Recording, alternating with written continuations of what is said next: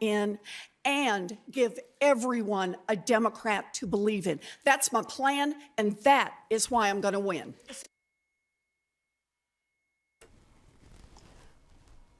All right. We're trying to see, we're having some technical difficulties here. Yeah, the stream. I don't know why the stream cut out. But it looks like it's making a whole new stream right now. Which is whack. I don't understand why that happened. Yeah. So, all right. We see Smitty in the comments. Smitty, tell us where did it cut out at? Did it cut out right at the beginning of the Elizabeth Warren confirmation? Her response to Bernie Sanders' supposed comments?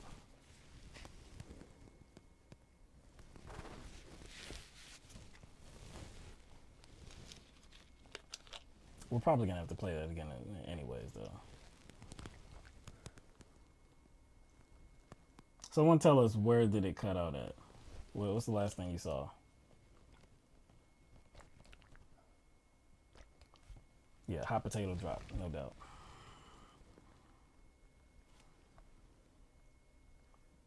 All right, we need some. All right, yeah, we're here. Yeah. Where did it drop off at? Somebody tell us. Yeah, where did that potato drop? Let us know. Not sure. All right. So, all right, let's just show that Elizabeth Warren clip one more time, and then we'll talk about it.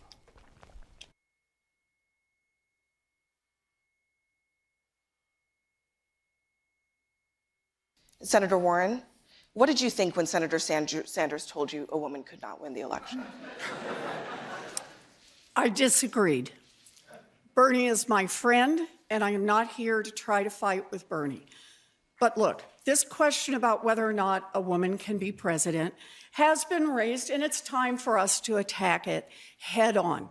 And I think the best way to talk about who can win is by looking at people's winning record. So, can a woman beat Donald Trump? Look at the men on this stage. Collectively, they have lost 10 elections. The only people on this stage who have won every single election that they've been in are the women, Amy and me.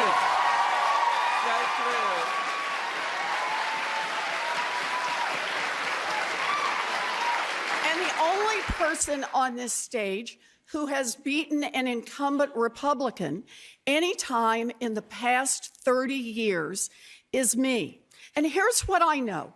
The real danger that we face as Democrats is picking a candidate who can't pull our party together or someone who takes for granted big parts of the Democratic constituency.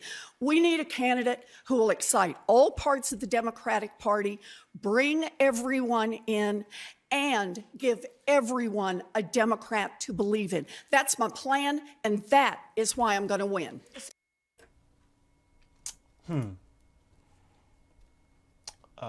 We're not sure. We're not quite sure when the stream cut off. We have someone in the chat saying it was after the clip, the Elizabeth Warren clip. So I'm assuming it's this clip. Yeah. Because the first clip was pretty much just Sanders. The intro to it. Yeah. Well, we showed the moderator. The moderator with her. So I'm assuming it's that clip. Ridiculous leading. Now, do you know what happened there? Well, I'll ask, do you know what didn't happen there? She didn't unequivocally reject the implication or the accusation. She was directly like, well, how did you feel when he said it? And she didn't answer that one. She didn't even answer that, really. No, she didn't even answer the question, how did you feel when he said it?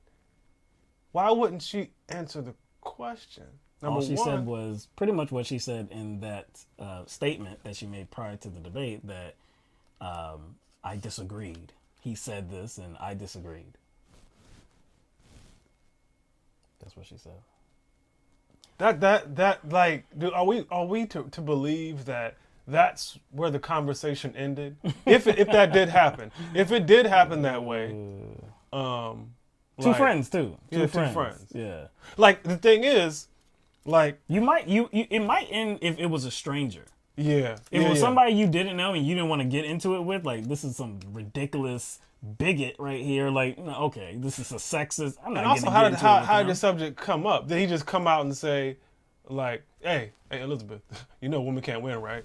Do you see what I'm saying? Like, how did it even come about? It doesn't even make sense. Like, would Elizabeth Warren put it out there? Hey, Bernie, do you think a woman could win? Why would you even do That doesn't even make any sense. So I'm saying, it's like if this did happen, I'm trying to. Yeah, like, how did it come together? Yeah, how did it come together? It really doesn't make sense. Well, he disagreed. Okay, how did it come up to the point where he disagreed? For me, this is slimy behavior, okay? And she didn't even attempt to make sense of it whatsoever. Didn't attempt to make sense of it, like you said. Didn't go into like how the conversation came about. Didn't go into like how it ended or what did you say in response to this ridiculous assertion by Bernie Sanders. Didn't say anything. Now, on the other side of that, though, Bernie Sanders did give some context to why this is ridiculous. He did offer up some evidence of his past, and not only his past, but the present day and Hillary Clinton's totals, all of this to really drive home the point that this is stupid. This is ridiculous. I wouldn't say this unless I was completely brain dead. It doesn't even make sense. But Elizabeth Warren is all she's saying is that, yeah, he said it and I disagree. But I'm going to move on. And you could see she had a point to make. And this was one of her biggest lines, biggest moments of the debate, Oh, yeah. as told by corporate media. Now, corporate media was gushing over Elizabeth Warren during this debate, or afterwards, their post-debate commentary. They were gushing over her because they thought that this was such a big line. It drew her on an applause, but she had a story to tell. And that story was that, hey, all the men on the stage have lost 10 elections collectively. But me and the other woman, Senator Amy Klobuchar, we have yet to lost an election. So if the subject is, can a woman win? Well, clearly we can win. So it's driving home that point that, yes, women are electable. Now, I take the point and I agree.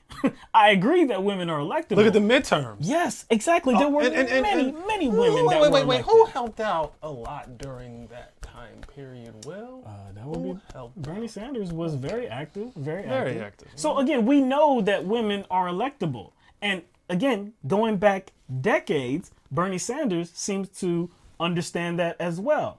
So really, again, this is a he said, she said scenario. And I she think said first. Yes, she said it first, right? Now, you had already, went there. But when you do have just two accounts, you don't have anybody else in the room. There's nothing else. We don't have any recording. We don't have any video, anything like that.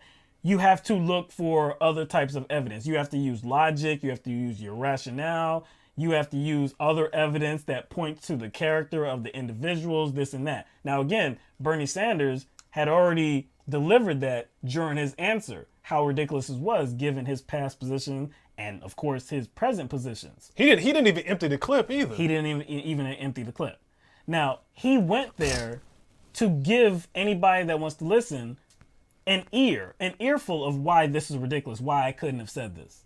Elizabeth Warren, though, did not. She doesn't go there to explain how Bernie could have said this. What else did he say? What other conversation? What led up to it? So the context doesn't want to go. She doesn't. Again, not only did she not go there, she doesn't want to go there. During her statement before the debate, she says, this is the last time I don't want to go into this conversation anymore. We have more in common than what we don't, this and that, blah, blah, blah. So it's really just a dart that's being thrown to damage Bernie Sanders and hopefully help the candidacy of Elizabeth Warren. This is, again, slimy behavior. I would have expected something like this from a Joe Biden. I would have expected something like this from a Kamala Harris, who's no longer in the race, but I don't think I would have expected this. No, I know I would not have expected this from Senator Elizabeth Warren. When Hillary Clinton was running against Bernie Sanders in 2015, 2016, there were a lot of slimy, dirty tricks. Mm-hmm. There were a lot of slimy, dirty tricks, okay? One was the whole notion that Bernie Sanders and the state of Vermont was responsible for the gun problems in the state of New York. Okay, now that was stupid. it was easily disproven, but at least I think, some people could get lost in it because maybe you didn't go and research it and see how ridiculous it was. So it was sloppy, but it wasn't that sloppy because, again, a lot of people are not going to do that research.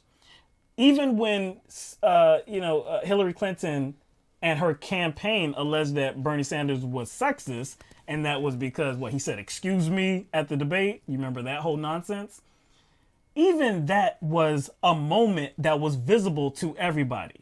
So if you're going to take that as that's some display of sexism, I mean, it was ridiculous. Again, I believe it was very ridiculous, but at least it's something that was visible to everybody that was watching.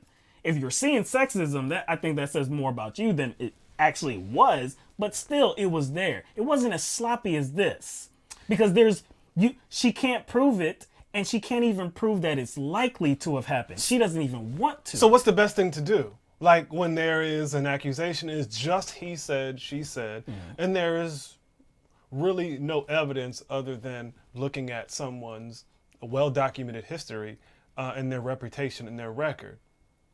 The thing to do is kind of at least add something to the conversation that would give it more clarity, since she was the one. Well, I wouldn't say she was the one because we don't know. We don't officially know whether she was a part of the leak or not. But yeah, the best thing to do in that situation is to give it clarity since it's already out there, right? Like, give it clarity by offering more context to how it came about, the comment came about, if it did occur. Right. I think once it's already out there, it's a topic. It's not going away. It's definitely not going Nothing away. as big as this is going away. No. And I'm inclined to believe that this was desperate and timely, and it was a last ditch effort, and was most likely that last ditch effort to recover that lost support. Yep. Because it's been falling. It's been falling. So, I mean, I believe it was desperate as well. This was desperate and sloppy. But what's the end result, though? Is she going to get more support? Is she hoping to pull away Bernie Sanders support? Yes, that is the goal. Who else could she pull from at this point in the race? Who else could she pull from? She's going to have to pull away support from Bernie Sanders. What we know not like that's this. Not going to happen. Not like this. Actually, if you could sell it, though, if you could sell this, if you could drive it home, then it may have worked. Apparently, this worked in favor of Bernie Sanders because they had one of the biggest, probably the largest, fundraising booms during the debate ever. They reported it. Yeah, they did. And as part of in a given amount of time, it was the largest fundraising booms ever. I believe for their campaign. That the first hour, I believe, their campaign, Sanders' campaign, said Sanders donors made more than 15,000 donations, a rate of 250 donations per minute. Said it was the single best fundraising hour of any debate so far, and also that during that hour, the Sanders campaign accounted for 43% of all money raised through Act Blue. 43%. When you're talking about 6 candidates on the stage and you're talking about one candidate receiving 43%, almost half of all donations. What was also happening through Act Blue at the same time, though? What was also happening? The refund? Yeah. That was. Yeah. People were asking for refunds. There was a hashtag. I forgot the exact hashtag, what the tagline was, but basically it was asking for a refund, those who said they donated to Elizabeth Warren. And I think what a lot of people fail to realize, especially people who are buying into the whole Bernie bro narrative and all Bernie Sanders supporters are so toxic. I'm friends with a lot of them. And for the most part, I don't care whether it's on Twitter or Facebook, a good chunk of them were donating to both. Yeah. There's been a lot of support for both candidates because both candidates are seen as progressives and they want one of them. Voters want one of them to win. Nobody believed that this fight was in the best interest of anybody involved. Who do you think it benefited? It wouldn't surprise me if Biden has a role in this, but I still I cannot eliminate Elizabeth Warren and her campaign having a role in this too. Well, you can't, because she would have had to tell somebody, right? I mean, she told somebody, and then that somebody Again, it was said something, right? Exactly. But so said something at this point. I know. So I'm curious as to what this does for Elizabeth Warren. Maybe she recognizes that she can't win and made a deal with Biden. I don't know, because this benefits Biden. It the does, long run. because it would, because it could end up hurting both of Bernie Sanders and Elizabeth Warren. It could hurt both of them. We don't know what the overall effect is going to be. The news that we saw from the campaign, Bernie Sanders campaign, in terms of fundraising, that's positive news. So I mean, we'll just have to see. But one more note on Elizabeth Warren and about this allegation. Again, when you have a he said, she said moment, you do have to look at the people involved. When you don't have firsthand knowledge, you have to look at the people involved, right? You have to act as a jury. Okay. Oh, so now you're going to go into. Oh, yes. Okay. Oh, yes. So you have to look at the people. You have to look at their integrity. You have to look at. They have a history of embellishing. Yes, embellishing, their propensity to lie. All of this, right? Okay, what you gonna start? I can't. What you gonna start with, Will? What you gonna? Wait. I like to do this. Cause see, this is all like freestyle, free flow. Right. So I don't know what he's gonna say when he's gonna say. I only got one. I only got one. I'll do two, because right. even though I know you're only gonna mention one, Right. I know you have another one Yeah. in your back pocket because we talked about it on this show. That's correct. Yeah, that's right. Okay, the first.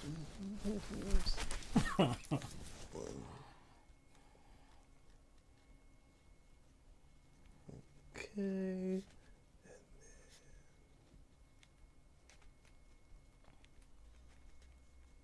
I don't know if he's gonna get it.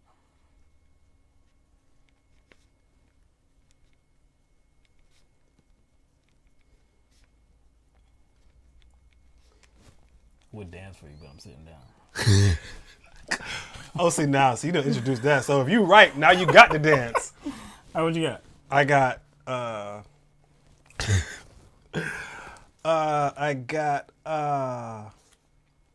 Cherokee. That's the one. Cherokee. That's the one. I also had the in there that we covered about her profession, her being a teacher, that's and then right, why yeah. she was let go. Oh yeah, that's in there. Yeah. That's in there too? That was Okay. in there. Okay. Yeah. But no, I specifically wanted to point to this claim of her being Cherokee, that being her background, her heritage. It was a lie. It was a lie that could have been easily disproven. And I remember reading an article that went really deep into it, and this was an article written by Rebecca Nagel for Huffington Post, and I believe this was a few months ago, maybe August of 2019. And Rebecca Nagel is Cherokee, and she was offended by what Elizabeth Warren did, and this lie that she continuously tried to sell about how she was actually indigenous. And if Elizabeth Warren was a kid, and this was in the article as well, and I feel this as well, if Elizabeth Warren was a kid telling this story, then I don't believe anybody would say anything about it. If she was an older kid saying this and just reciting this family story, whatever. I mean, how much can you criticize that kid for?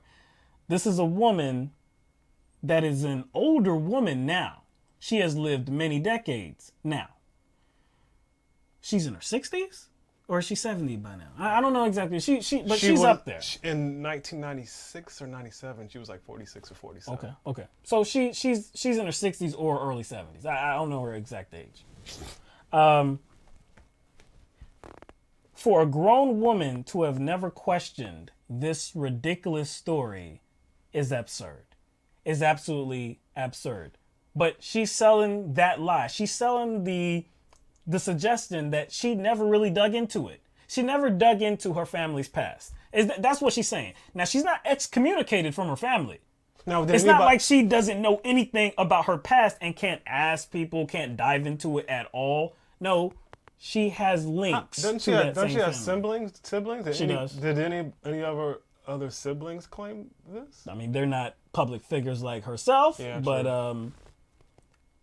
again, it would have been easy to disprove this, but she didn't want to. Why? You have to ask yourself why. So if we're talking about the integrity of an individual, and in this particular situation, who's most likely to lie, given everything involved, I would have to say Elizabeth Warren is probably most likely to have lied.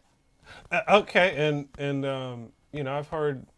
I'll give a kind of a counter argument to that based on some things that I've been reading on social media in regard to the situation. I've heard people, I saw this long kind of Twitter thread, got a lot of likes too, about how that was typical with families in Oklahoma, specifically white families. Oh, yes. That was typical because you're in close proximity to tribes. And so there was just intermixing. So a lot of white people who live in that area just assumed that, they were, mixed with something. And so it makes sense because that's what a lot of white families thought. And I was like, yeah, that's a white supremacist talking point. Oh, yes, it is. Because what they were trying to do was undercut the land rights to actual Native Americans. That's what the purpose of always claiming that. And now you're appropriating that culture to benefit you politically? No, I'm sorry. You don't. I don't feel sorry for you for getting criticism on that. It was a lie, and you sold that lie consistently. So now we have another situation where we're trying to figure out who's most likely to be telling the truth. And also the DNA result. First of all, her taking the test. I forgot who convinced her to take the test. I don't know if somebody part of her campaign, but that was the wrong way to go too. And pretty much the results of that test, to me, it made her look dumb because she didn't have any more admixture than any other American would. No. It's ridiculous. It's definitely ridiculous. So, and then a situation that, you weren't going to mention, but it was still in your back pocket, was the story that we covered on this show. Yeah. About her past in profession, teaching, and then why she left. Mm-hmm. And she contradicted herself in a few different interviews about that situation. That stands out to me. It kind of evolved. Her story evolved. Her story evolved a bit. And it seemingly evolved based on maybe her running for president. It could have. Also, we're just talking about politically, going over things like her answer to Emma on the military. That's right.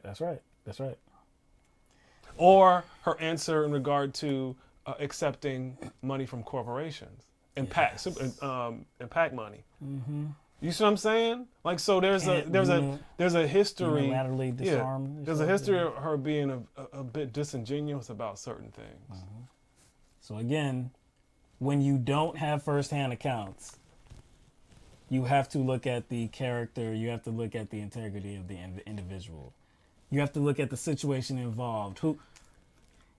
Would it benefit Bernie Sanders to even say, like, it wouldn't benefit Bernie Sanders to say that to a friend, somebody that he respects. That would be foolish as can be. I've seen the notion that maybe Sanders put this out, Sanders people put this out, which is also ridiculous because it doesn't behoove him or his campaign to be looked at as possibly sexist publicly. That doesn't help him whatsoever. Now, I'm not sure that it will harm him. It could. I'm not sure it will harm him when there is nothing to sustain this allegation, but still, it can't help. I don't think it can help. That's what you think, but I have seen some Facebook posts that say the opposite. Yes, like I said, I have too, which I think is just rooted in complete foolishness. Yeah, I saw one dude, and this shit got a lot of likes. It says something like, I don't know. It basically said it gives Bernie Sanders a chance to revel in the outrage of his supporters. Right. He said basically suggesting that it was probably this came out for his benefit. I'm like, CNN put this out for his benefit? Yeah. And they framed the questions in a way for his benefit and remained not neutral. Really? For his benefit at the debate. That doesn't even make sense. Like, how is it to? And if something came out like this that it wasn't actually true, according to Elizabeth Warren, she would kind of squash it. Yeah. Immediately, she's like, "Oh, that's not true." But she confirmed. That doesn't even make sense. So Bernie Sanders would have had to tell her to react in a certain way too, or people connected to Bernie Sanders. Which is ridiculous conspiracy theory. But anyway, okay, so it gets worse. At the end of the debate, there was a meeting between, not a meeting, I mean, they came together. And if anybody's seen the debates, if you've seen the aftermath of the debates, the candidates usually shake hands, greet each other, maybe just say, hey, good performance, whatever, I'll see you, blah, blah, blah, whatever. There's just a lot of, goodwill, hey, whatever. You always see that. So Bernie Sanders attempted to shake Elizabeth Warren's hand, and this is what happens. In Des Moines, Iowa, this was it. The last time Americans will hear the Democratic candidates all on stage together, hearing them debate before the first votes are cast 20 days from now. Caucuses in 20 days. 6 candidates on stage, laser focus and politics.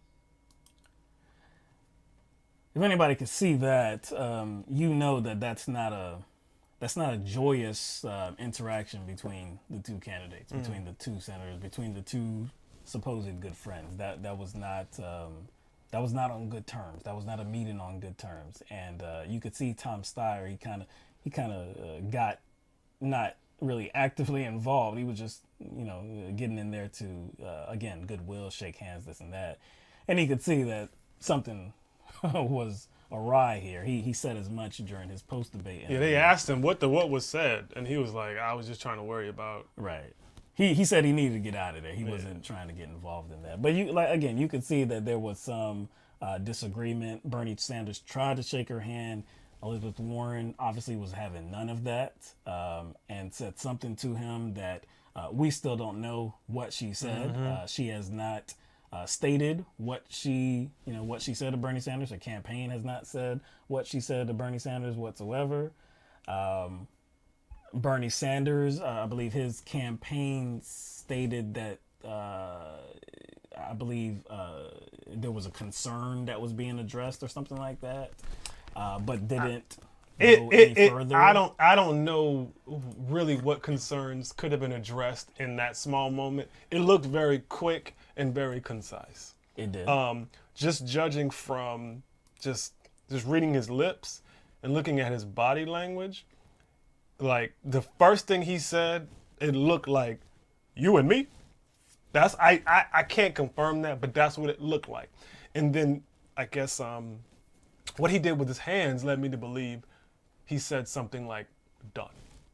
Or discussion over. Something like that. Yeah, that's it. Like you and me, that's it. You and me, discussion over. You and me, done. Just his body language and looking at how his lips were moving and his body language. When somebody goes boom, boom, like he did his hands like that, he's like, that's basically saying like everything you own, in the box to the left. Right. Yeah. That's basically what Bernie said. Bernie said, don't want to be a fool for you.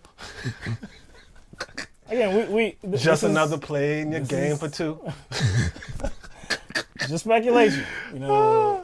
It does look. What I think anybody could confirm is that he did say you, me. Yep. After that, it's just speculation at that point. But again, it definitely seems to be a tense moment. It seemed to take Bernie Sanders aback as well. He looked hurt. Your boy looked hurt. He did. Your boy looked hurt. He did. But anyway, so of course that was a significant topic of conversation as well. So look, what we're gonna do is we're gonna talk about a lot of this because even leading up to the debate, like I said, there was a lot of commentary on this. Could Bernie Sanders have done this? And blah blah blah. There was a CNN political correspondent by the name of Sarah Murray. Who had some comments about Bernie Sanders and if he could have said this. So we're going to show you that here.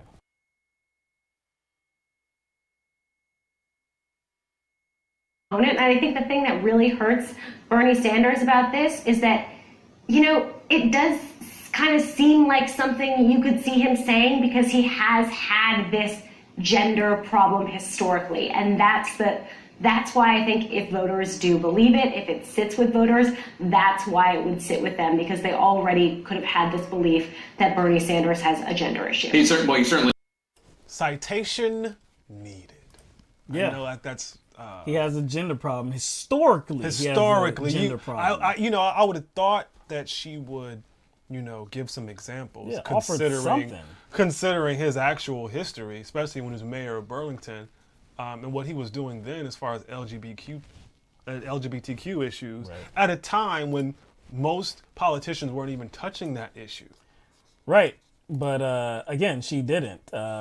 There was, and Bernie Sanders cited this as evidence during the debate as well. He said you can go on YouTube and see, and there's one video from I believe 1987 where he's speaking to children, and a child asked about I think female mayors or female governors, I believe.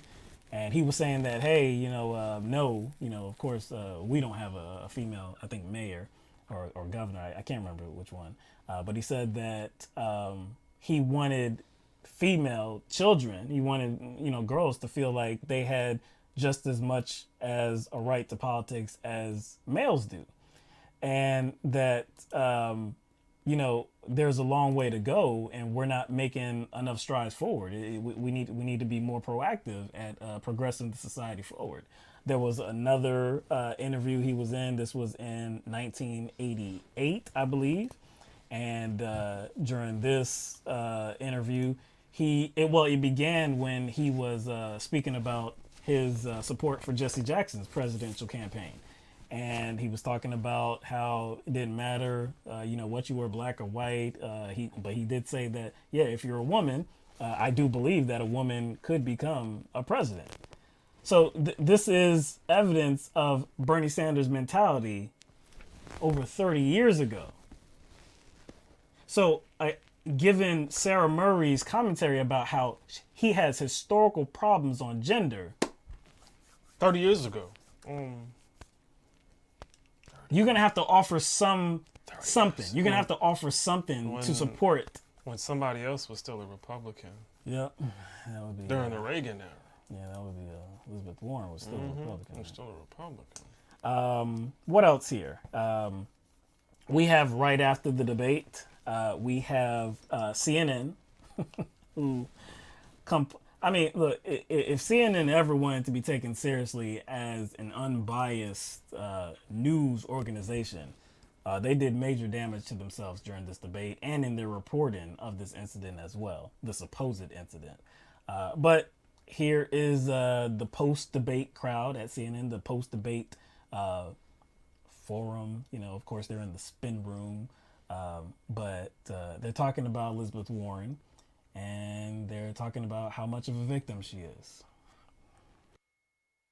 I mean, she's definitely been through a ringer. She has been through a ringer that I think probably only Kamala Harris could have stood on stage and said, yeah, I've experienced But she's the not same. the candidate that's No. I mean, she didn't just get challenged on Medicare for All. She got challenged on whether or not she got fired because she was pregnant, as she said she did. I mean, she's getting challenged pretty much on every faction of plan and bio. Right.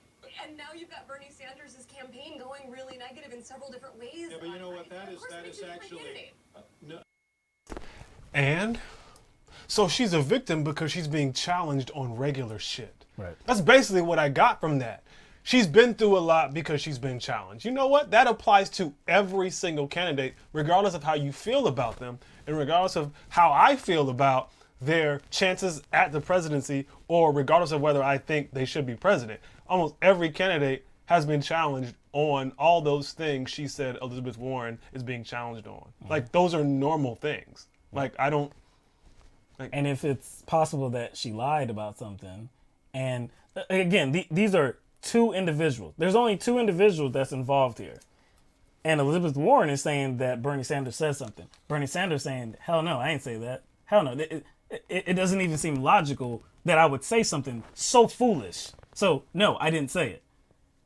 And you're saying that Elizabeth Warren is a victim because she's living with the reaction to that. Again, Elizabeth Warren could have offered some some other evidence, like some other context to the conversation, but didn't want to get involved in that. All she wanted to do was sell the point, drive home the point at the debate that women can win. And you know how I know women can win? Because all these men have lost elections. That just comes off as pretty fucking desperate, man. It comes off as orchestrated. That comes off as orchestrated and desperate to me.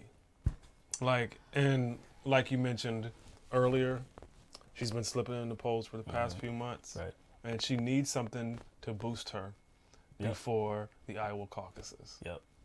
She thought this was going to be it, obviously, and I just don't see that that's going to be the case. They're trying to, like, why would they need to do this if Elizabeth Warren had a sound enough platform to where people wanted to latch onto it, where she could garner a lot of support? They wouldn't need to go this direction. They have to go this direction and paint her as a victim so she, I guess, can possibly gain some support through sympathy, I guess. I mean, it wouldn't be new. No. They did it for Hillary Clinton. Yes. Remember what was that comment? Like, all women who don't support other women can go to hell. Have a place in hell. Yeah. This is essentially the Bernie bro narrative kind of sprouting again. It's like it's more of a robust Bernie bro narrative. Now it's not just a Bernie bro. It's taking the Bernie bro narrative, which was restricted to Bernie supporters, and then putting it square on him now. Right. I think that's what they had to do. Because the other thing wasn't working. It was like, hey, I'm not going to vote for Bernie Sanders because some people were mean to me online. People will still do it even though it's ridiculous. Right. But it's not working, so you have to go the next logical step and place it square on Bernie Sanders.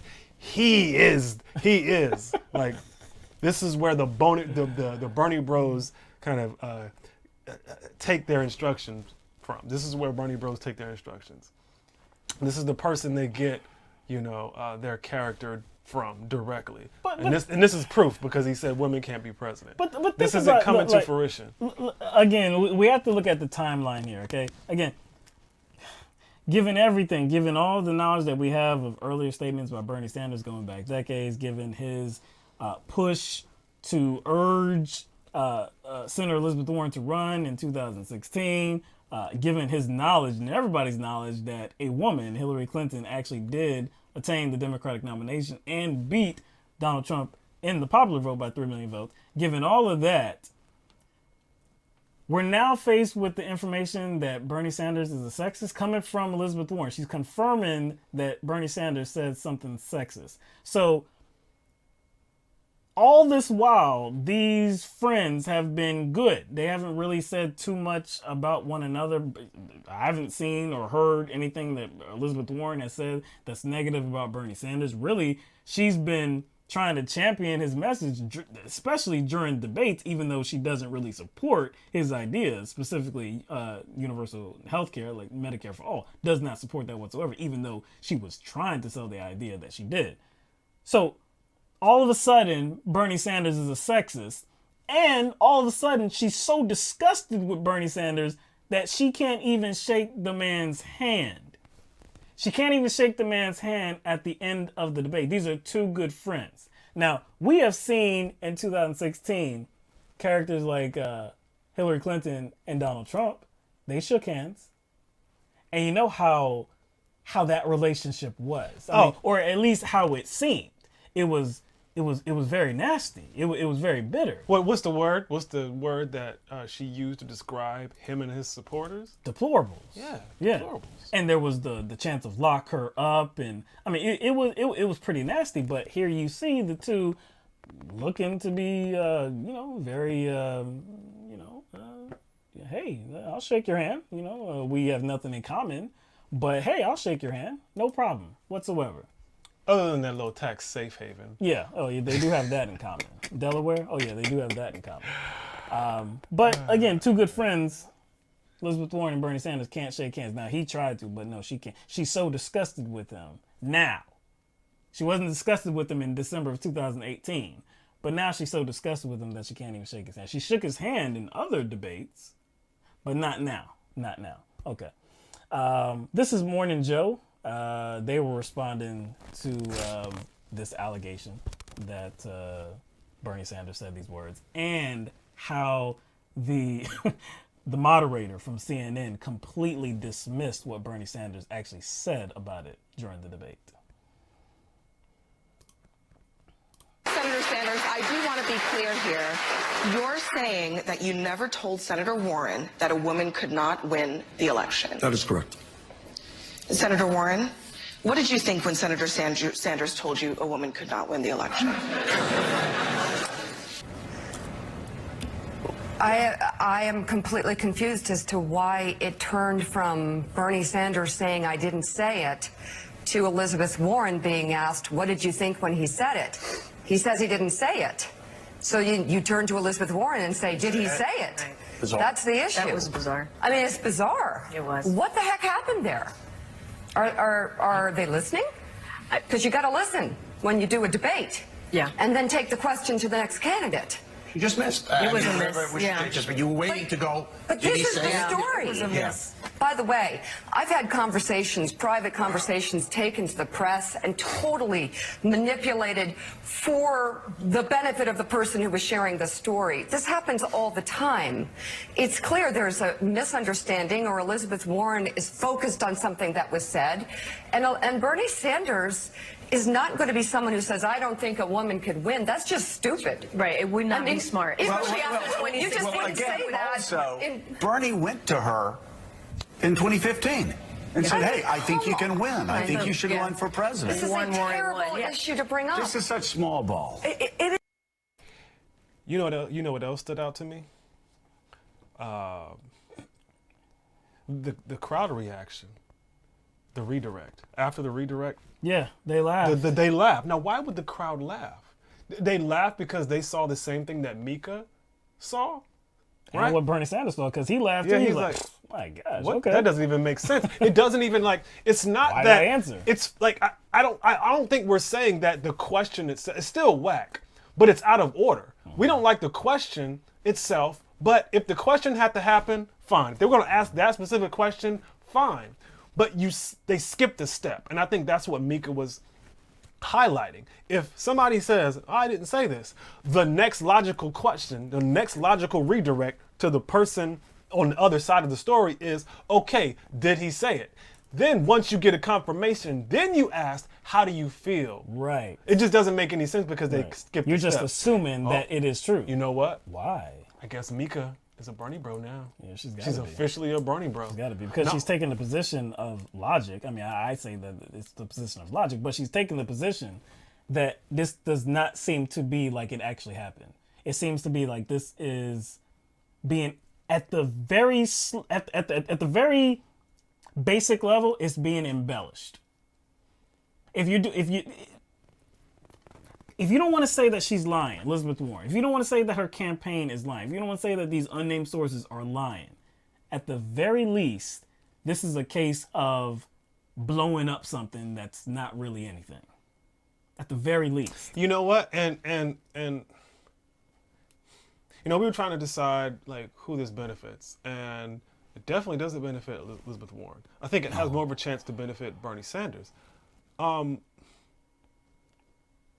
Only because, like I said, when it was with Hillary Clinton and the whole sexism thing, I don't think that helped him. Right.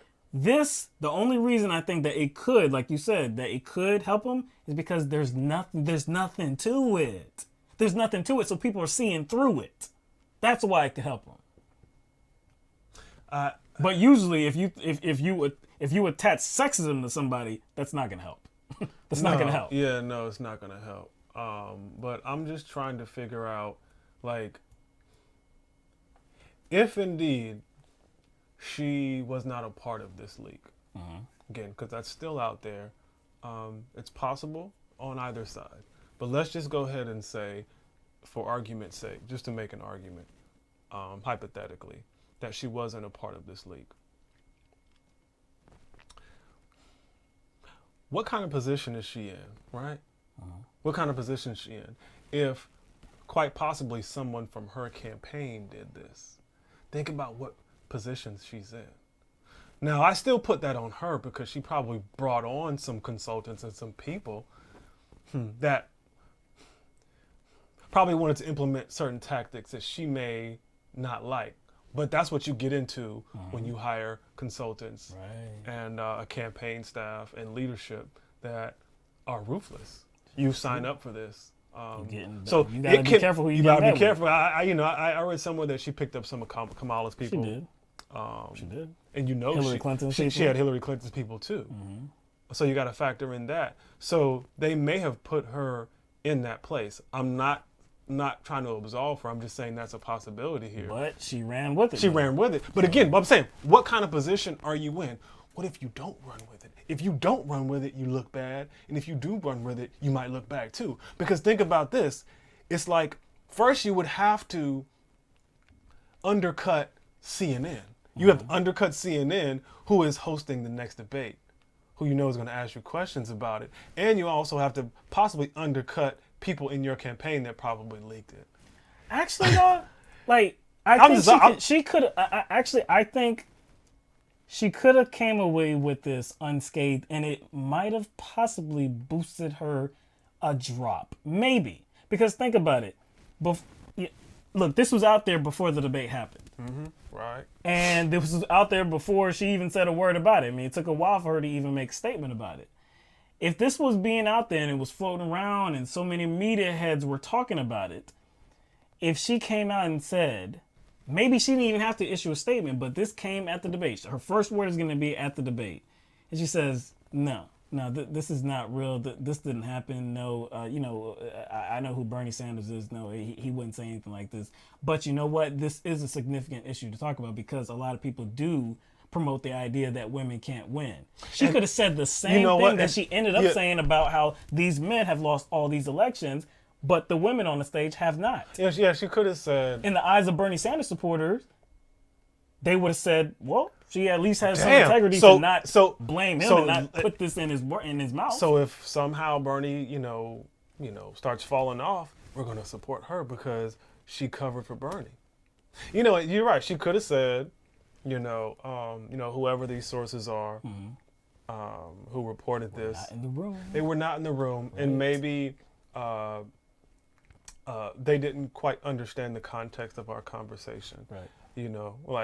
There could have been a conversation about what a woman would face in a general election against Donald Trump, and I do think, as a general conversation, I think that's cool. That's a good conversation to have. I think it's a relevant conversation to have. I think even Joe Biden, who I disagree with, made that point somewhere. I don't know if it was an interview or a rally, or I can't remember where it is. He made that point. He basically said, "Hey, I'm not going to have to deal with certain things if I become the nominee." Now, I think he was making it for nefarious reasons. It's true, but he was telling the truth for the wrong reasons. He's basically saying, "Hey, I'm not going to have to deal with that sexism stuff if I'm the nominee." Basically saying, y'all ain't going to have to worry about that. So pick me because we don't want to have to wade through those waters. He was making a good point, but for the wrong reason. Yeah. But it was still a good point. I can acknowledge that. Oh yeah, that's going to be definitely a part of it. Something that a woman nominee is going to have to deal with. No doubt. So if that's what the context of the conversation was, then yeah, explain that. Like I said, like we both said before, since it's already out there, why doesn't she provide more context? She's not explaining herself, dog. That's the issue. You got to explain yourself, but she doesn't want to do it. So and that's why you look like a liar. That's what I'm saying.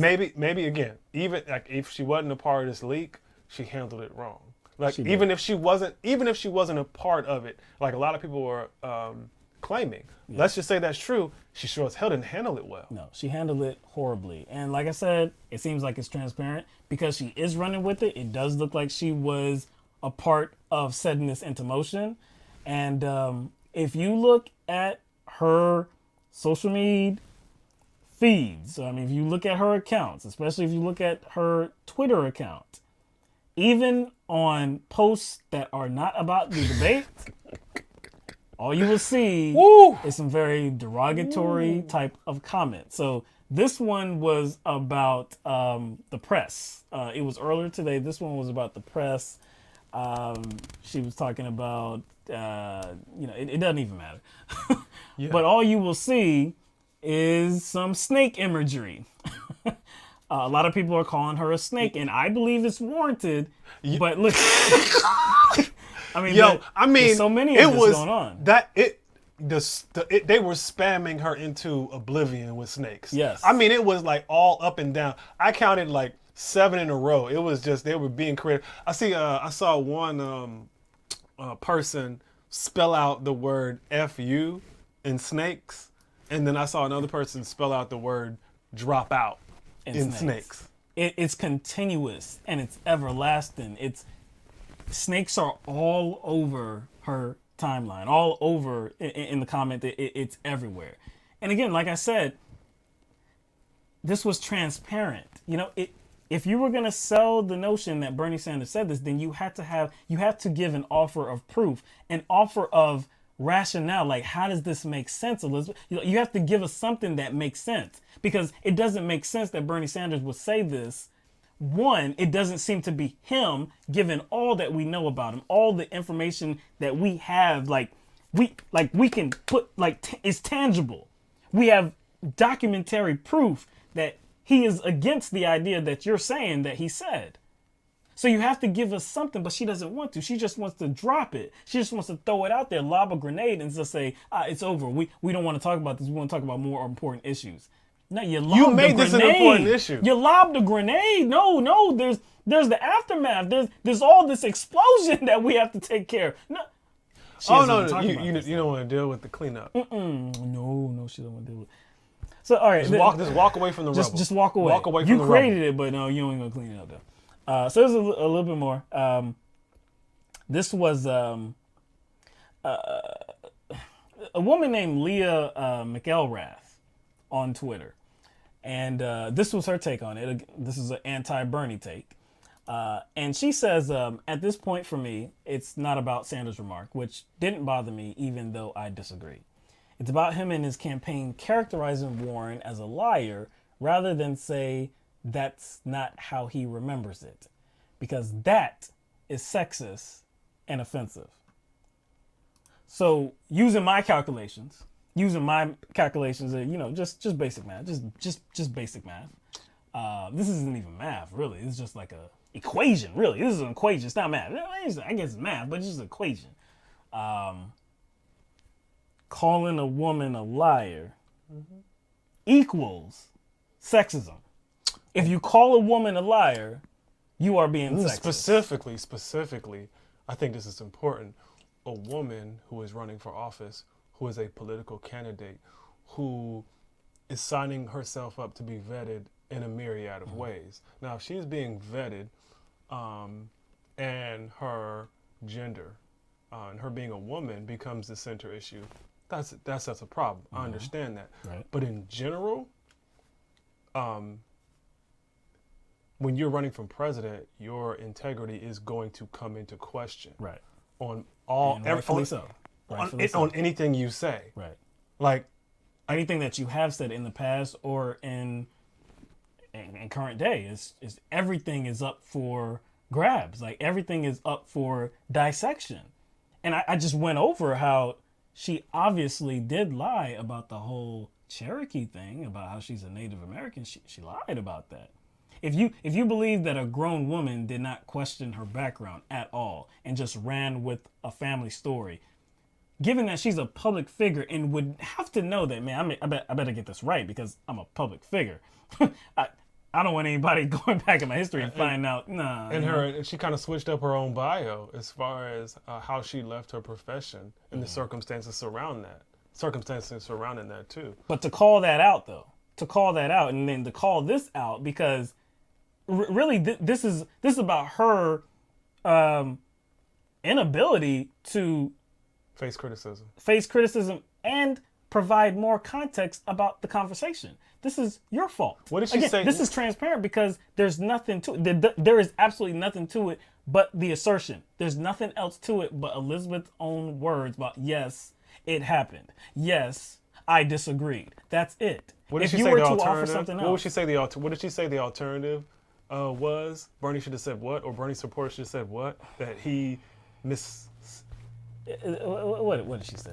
I got to put it back on here. She said that that's not how he remembers it. So he has to be very nice when disagreeing. He can't say You're still that's saying an no. outright lie. You're That's still an saying outright no. lie. You're still saying no. Yep. If, Because if you're saying the if I'm opposite, asked that something, would say if that I'm you're asked a liar. if I'm asked about a situation that you and I were in, right? Mm-hmm. And the person that is acting as the intermediary in the communication between you and I said, "Hey, Will said this. Will said this. Is that how it happened?" I say, "Look, that's not the way I remember it." That's just a nice way of saying he's lying. But see, essentially, she just wants Bernie Sanders to play with kid gloves. But actually, did he even say that? You see what I'm saying? Did he say she's lying? So he didn't even say that. He just said, "No, I didn't say it." So what difference does it make if he would have said, "That's not how I remember it"? It means the same thing. It means the same thing. But no, he needed to, if this wasn't what he said, he needed to completely reject the idea that it's possible. He doesn't need to just, again, put on the kid gloves and say, well, Elizabeth's good people. And, I just don't remember it that way. Because if you do that, then that looks like you're guilty. If you say, "I don't remember it that way," it almost suggests that you don't remember what you said when you're being like iffy. Everybody will iffy. see through that. You know what else I saw trending a lot? This is crazy how this is trending a lot. People saying like, "Why doesn't he just say he said it and move on?" I'm like, Yeah, I saw that. I said, what? Yeah. I saw For who? For who? To benefit you? I saw or to somebody say- satisfy your need to make the situation true? Like move, so wait. If Yes. he said, if he came out and says, you're damn right, I said it. And I told her to go in the kitchen and make me a sandwich right afterwards. Like, what if he did say that? You think they would have been like, "Oh, thank you for telling the truth"? I saw some You think they would have been like, they "Would said they gonna move he on?" needed to defend it and move on. How you gonna defend something you ain't say? How you gonna defend something you didn't say? Because defense means you did it. Now you got to defend why you did it. Again, they just don't want Elizabeth Warren to look like the bad guy. They don't want Elizabeth Warren to look like the liar. Another post by this same woman, McElrath, she suggesting that a woman was untrustworthy was a misogynistic trope as well. So again, if you say that a woman, I guess it doesn't matter what the situation is as well. If you promote the idea that a woman on one particular issue is being untrustworthy, you're a misogynist. And it's simple equation. It's more absurd because we're talking about a politician here who's running for office. Yep. Yeah. That's why it's even more absurd. Mm-hmm. Yeah, I know. Like she's like setting something up that would be impossible to like live by. It's impossible. One more before we move on. So The View got involved in this conversation as well, and Whoopi Goldberg chose to direct some commentary straight at Bernie Bros. Bernie Bros, if you're out there, and keep your emails because I don't care. But this is really about the country. This is not about being a bro or a girlfriend. It's not about any of that. If he is not the candidate, get your behinds in gear. Get your behinds in gear. And stop pretending that you're looking for him to actually do something that's meaningful for everybody in the nation. Either we're going to try to make this change together, whoever the person is, or we're not. And it'd be nice to do it with you, but we can do it without you. We don't want to, but you can't do what you did 4 years ago. It's just not right. Wait. Yeah, man. That last comment. You can't do what you did 4 years ago, which is suggesting that You know what that's a suggestion. Oh, I of. know what that suggests. It That's- suggests that they didn't get behind Hillary Clinton. They didn't get behind Hillary Clinton and actually vote for Hillary Clinton, which we know is not real. That's not a fact. Actually, there were more of Bernie Sanders supporters that voted for Hillary Clinton than there were Hillary Clinton supporters back in 2008 that voted for Barack Obama. They actually transitioned to McCain more so than Bernie Sanders supporters transitioned to Trump. So what are you saying that Bernie Bros did? And Obama won in a landslide. He did. Even though more Clinton primary voters went to McCain than Bernie primary voters went to Trump. So what are you what are you saying that Bernie Bros need to do that they didn't do 4 years ago? Well, it hasn't been 4 years, but I know what you're saying. I think what didn't they do? I think Bernie received during the primaries like over 16 and a half million votes. Right? Something like that. First of all, in order for Hillary Clinton to have achieved the numbers that she did, most Bernie Sanders supporters and most people who voted for Bernie Sanders in the primary had to have voted for her. And we saw that reflected in the exit polls. We did. So yeah, and she got, again, 3 million more votes than Donald Trump. So to even still float this narrative is ridiculous. It is. But anyway, we look at the numbers. Most of Bernie Sanders' support is from women. Most of his campaign staff and the volunteers are women. So like the whole bro angle is so fucking played out. I don't get it. And for somebody like somebody like Whoopi Goldberg to push it, ironic. I would say it's ironic because they use that against Barack Obama. And she supported Barack Obama. But they used that same narrative against Barack Obama. The Obama boys. It was basically the same articles. You just put his name in it. Yep. They said Obama boys. It was Obama boys, not Obama bros. And then same author, I think it was a Salon article. It says like Barack Obama's women problem. It's basically the same thing over and over again. They just used it in 2008. But she loves Obama. They're using the same scheme against Bernie Sanders. And like people are still like we knew this, carrying that narrative. It's just like it's so frustrating. I'm like, really? We knew this was going to happen. Okay? I want to really drive that point home that we knew the whole sexism charge, the misogynistic charge, we knew that was coming at some point. They tried it in 2016 as well. We knew it was coming. We just didn't know when it was coming. And like you were saying earlier, the whole change of going from the supporters of Bernie Sanders. Well, from the corporate media, from the change from how they really didn't want to talk about him, they had a lot of disparaging things to say about him, and then all of a sudden they were like, "Oh yeah, he really has a chance. He has a real chance. And he's a viable candidate. He's a viable candidate. And look at he could really be the Democratic nominee." And not too long after that, you see, hey, he's a sexist. So it was coming. They just needed the opportunity to sell the point, and Elizabeth Warren gave it to him. You can't tell me that this was not orchestrated because Elizabeth Warren does not want to talk about it, but she does want to confirm it. Elizabeth Warren does want to say, or she does want to speak to the larger issue about how there is a narrative out there about how women cannot win the presidency. No shit. That's like that. I don't think that's a new thing. But like, see, why would you? I guess how are you going to broach that subject?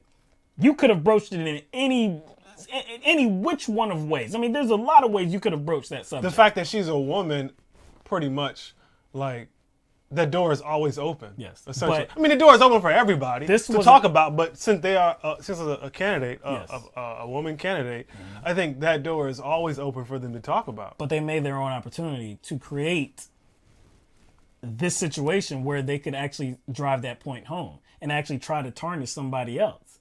Again, if there was anything that was suggesting the validity to this, then you would say it, because then it would become more believable. But you don't want to do that. So didn't say anything to didn't say anything to verify the accuracy of the accusation. No, and that's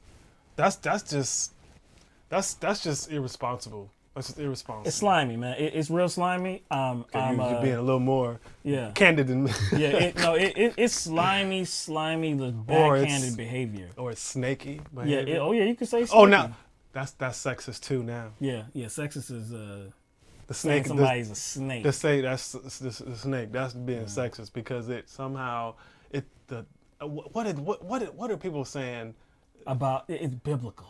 It's biblical. Yeah, because it Adam and Eve. And I was like, snake. Well, but the snake was the deceptive one. I know.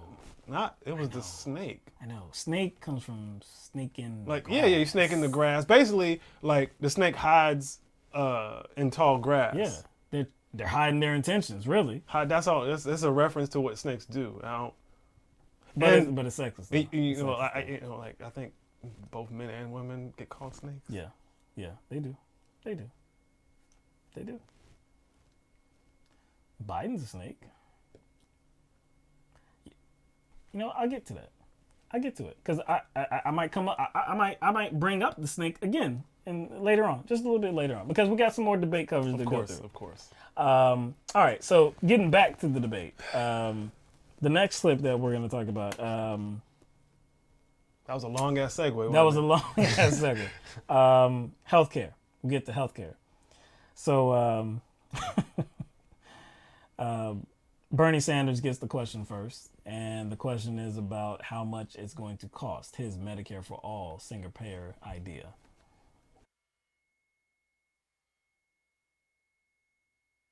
Don't voters deserve to see the price tag before you send them a bill that could cost tens of trillions of dollars? Well, what I will tell you is Medicare for All, which will guarantee comprehensive health care to every man, woman, and child, will cost substantially less than the status quo. Medicare for All will end the absurdity of the United States paying by far the highest prices in the world for prescription drugs and health care in general, while we have 87 million uninsured and underinsured, and while 30,000 people die each year. Under Medicare for All, one of the provisions we have to pay for it is a 4% tax on income, exempting the first $29,000. So the average family in America that today makes $60,000 would pay $1,200 a year, compared to that family paying $12,000 a year.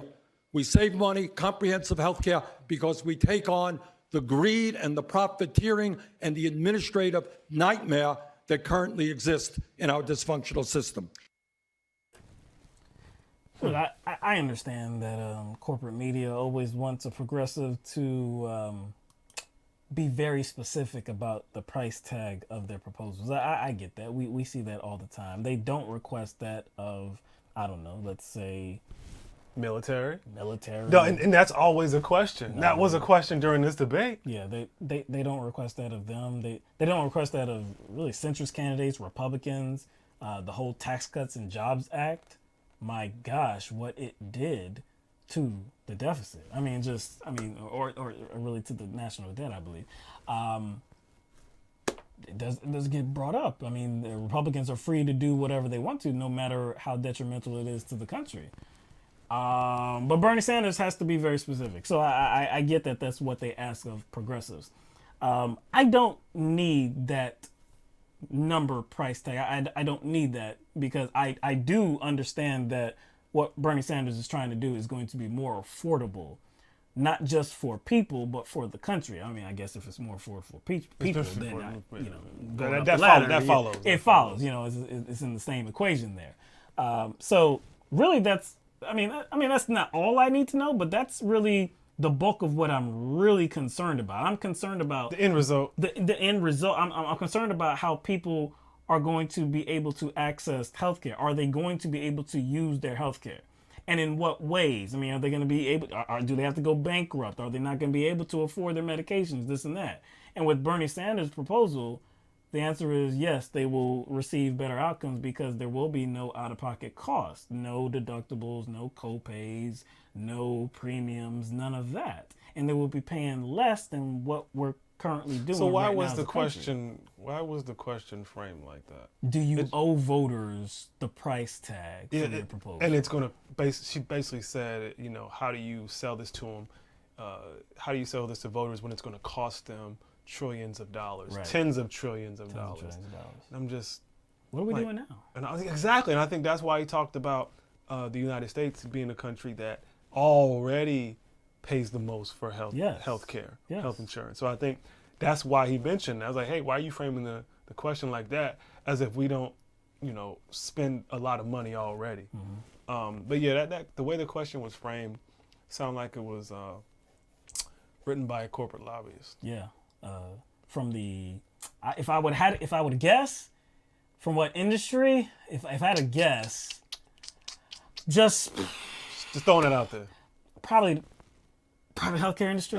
Maybe that's a good guess. That's a decent guess. Maybe.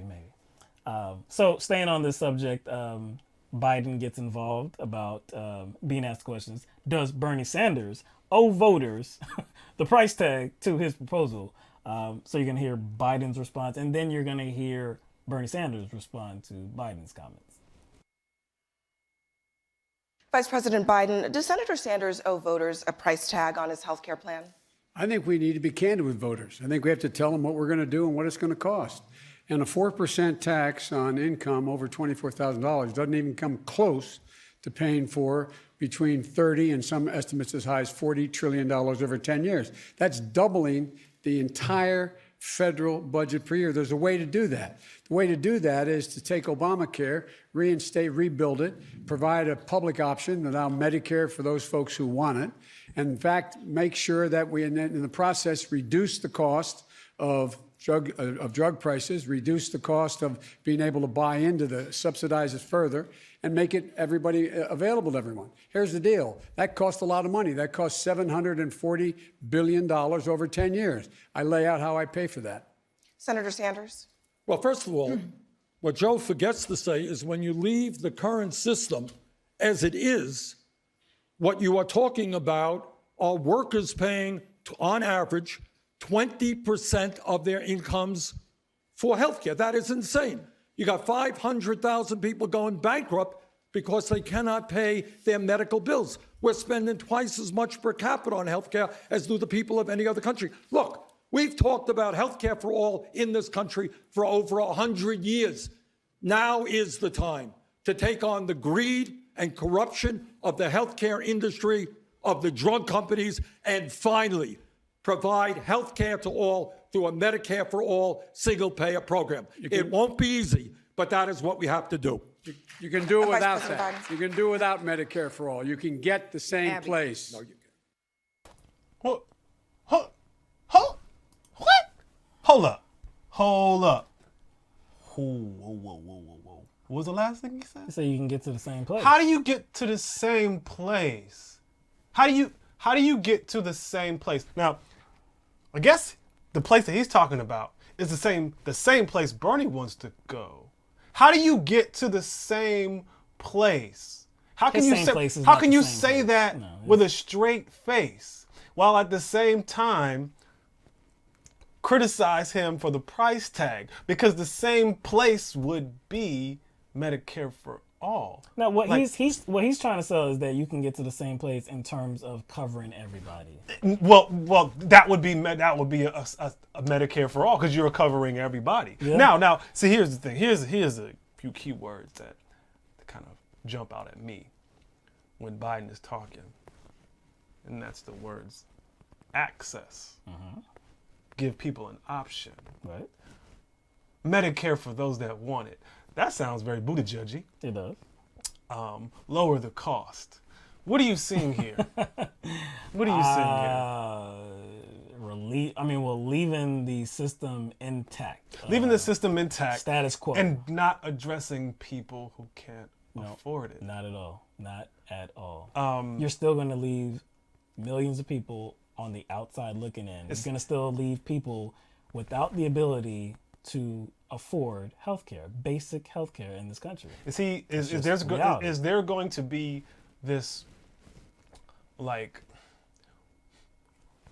just wide window of access that's made available to deal with people's situations now, like that are being bankrupted by medical costs? Is he going to be? Is he going to be able to open that window that wide to deal with that situation? It doesn't seem like it. Not from his proposal that I've been, able to understand. The primary question is, what are you going to do about the people that can't afford insurance? Well, at all.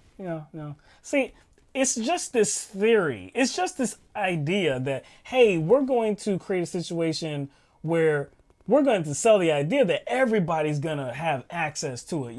Everybody can get into it. If you don't like your private healthcare plan, you can buy into this government healthcare. How much is it going to cost?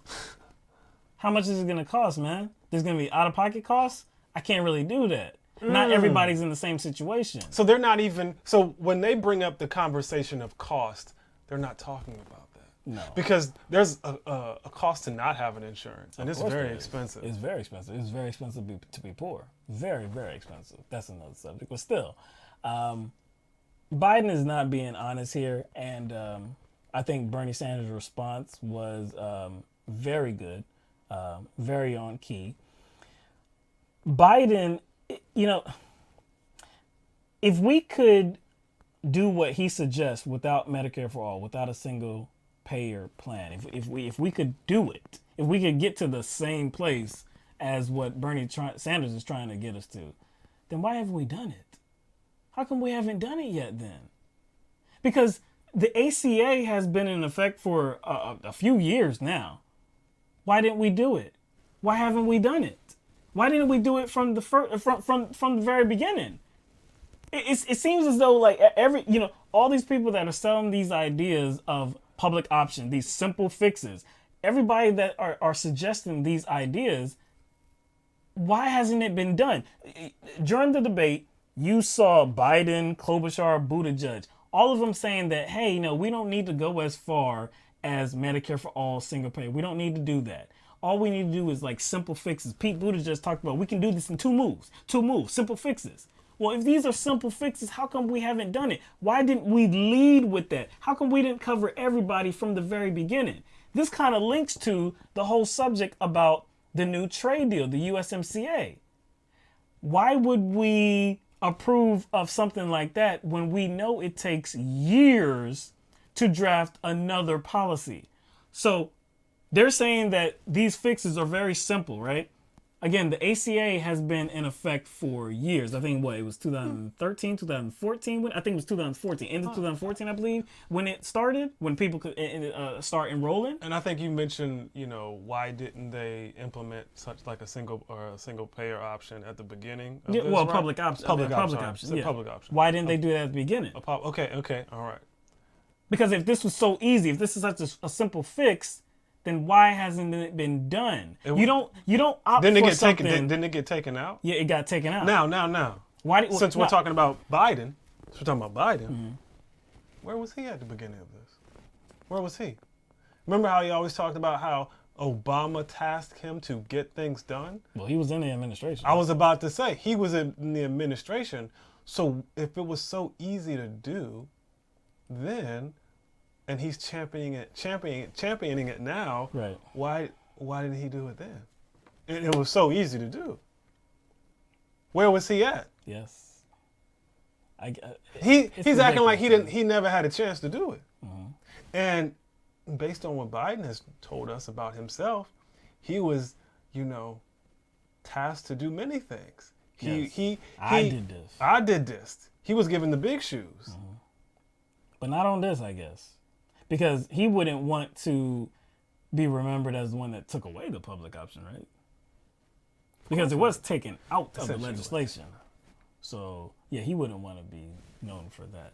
Again, it's just, if they're being honest about what the public option is, because it's another avenue to healthcare, okay? Because if you don't like your private healthcare option, we want to leave that field intact. We don't want to strip away all of these private healthcare plans that, people that love their healthcare coverage. No, we don't want to strip those away. So, for people that don't love them, for people that can't afford it, we're going to provide this government option that you can buy into if you want to, okay? Okay. So it seems as though what they're trying to sell is the idea that it's going to be more affordable with the government. It's there to be competitive with the private healthcare insurers as well. So it's going to drive down their cost as well, just having this government option. Okay. If the goal is to do that, then all these private healthcare insurers that are overcharging their clients or whatever, all of them would be running for the hills and running for this government option. So in effect, you would be ending the private healthcare industry anyways, right? Because that's what the government option is there for. You said it's going to be more cost effective. So you said it's going to be cheaper. You're going to give people a choice. Yeah. And so and how are they going to choose and more how expensive? how they frame it, right? They frame it like this. They'll say people are going to choose the more affordable option. Okay. So if it actually plays out like that, then you're going to be ending the private healthcare industry. But if again, if that works, but works, still, that's a transition period, right? That smells like a transition period to me. Even when you're talking about Bernie Sanders single payer, there's a transition period. It's ending the private healthcare industry. It's ending their involvement in just basic healthcare. There's a transition period. It doesn't happen immediately. It wouldn't happen immediately. So you're talking about a transition period. Bernie Sanders is talking about a transition period. What's the difference? He said he's going to get to the same place. You're going to get to the same place. It seems to me that they're being a little bit disingenuous about what this public option is actually going to do. I don't think it's going to have the intended effect. I think they are embellishing. Oh, I think so. I think so. Because they keep saying everybody is going to be covered, while at the same time saying everybody has access and the costs are going to be lowered and there's going to be an option. Well, and everybody's not covered then. No. All right. So more on this. Bernie Sanders again is asked about his very lofty proposals and if that will have a damaging effect to the country. Senator Sanders, your campaign proposals would double federal spending over the next decade, an unprecedented level of spending not seen since World War II. How would you keep your plans from bankrupting the country? No, our plan wouldn't bankrupt the country, and in fact, it would much improve the well-being of working-class families and the middle class. Let us be clear what Medicare for All does. It ends all premiums. It ends all co-payments. It ends the absurdity of deductibles. It ends out-of-pocket expenses. It takes on the pharmaceutical industry, which in some cases charges us 10 times more for same prescription drugs sold abroad as sold here. What we will do through a Medicare for All single-payer program is substantially lower the cost of health care for employers and workers, because we end the $100 billion a year that the healthcare industry makes and the $500 billion a year we spend in the administrative nightmare of dealing with thousands of separate insurance plans. Healthcare is a human right. Every other major country on earth is guaranteeing healthcare for all. The time is long overdue for us to do the same. Senator Klobuchar. Again. If it wasn't very apparent by now what the goal of CNN was during this debate, and that was to attack Bernie Sanders, to diminish his candidacy. If that wasn't apparent by now, then this question really drove home that point. Just for a quick reference, these are some of the questions. The chirons. Yeah, the chirons. The chirons at the bottom of the screen. Questions that were asked of Bernie Sanders during the debate. Or not just of Bernie Sanders, but of other candidates as well. Warren supports a new trade deal with Mexico and Canada. Why is Sanders' opposition to it wrong? Sanders' proposal will double federal spending over a decade. How will he avoid bankrupting the country? That was the question that we just went over. Does Sanders owe voters an explanation of how much his healthcare plan will cost them and the country? So all of it is very negative. I'm surprised I didn't see one that says will Bernie Sanders Medicare for All plan cause massive earthquakes? Yeah. It's all doomsday. It's all promoting the idea that Bernie Sanders is definitely going to be damaging to the country. You know what I think when they frame the question around bankrupting America? You know who they're talking about, right? They're talking about bankrupting America. They're not talking about citizens. No. You know what they're talking about. Of course. We're talking about the 1%, man. And We're talking about the corporations. Yeah, that's what they're talking about. The wealthy. Because, which, of course, they won't come close to being bankrupted. Come on. That's crazy. Because they've been making hand over fist for so many years and decades. There's no way you can make it, that much of a significant dent in their wealth at this point. And if we're looking at, because, you can't separate this conversation from another topic, which is the economy. Mm-hmm. And the amount that's lost because people's health care issues, as far as the amount businesses lose, is staggering. It is. Again, man, this is just an effort to promote the idea that Bernie Sanders is wrong and he will be damaging to regular day people, just your average citizen as well. No, Medicare for all isn't going to be better for you and better for your finances. No. It's going to be more damaging. How can you sell that? All they have to do is just sell the words. They don't have to actually give any evidence. Because, again, the evidence and the statistics back up exactly what Bernie Sanders is selling. We've talked about this many times before. We've talked about how many trillions of dollars that we're paying in healthcare right now. And it's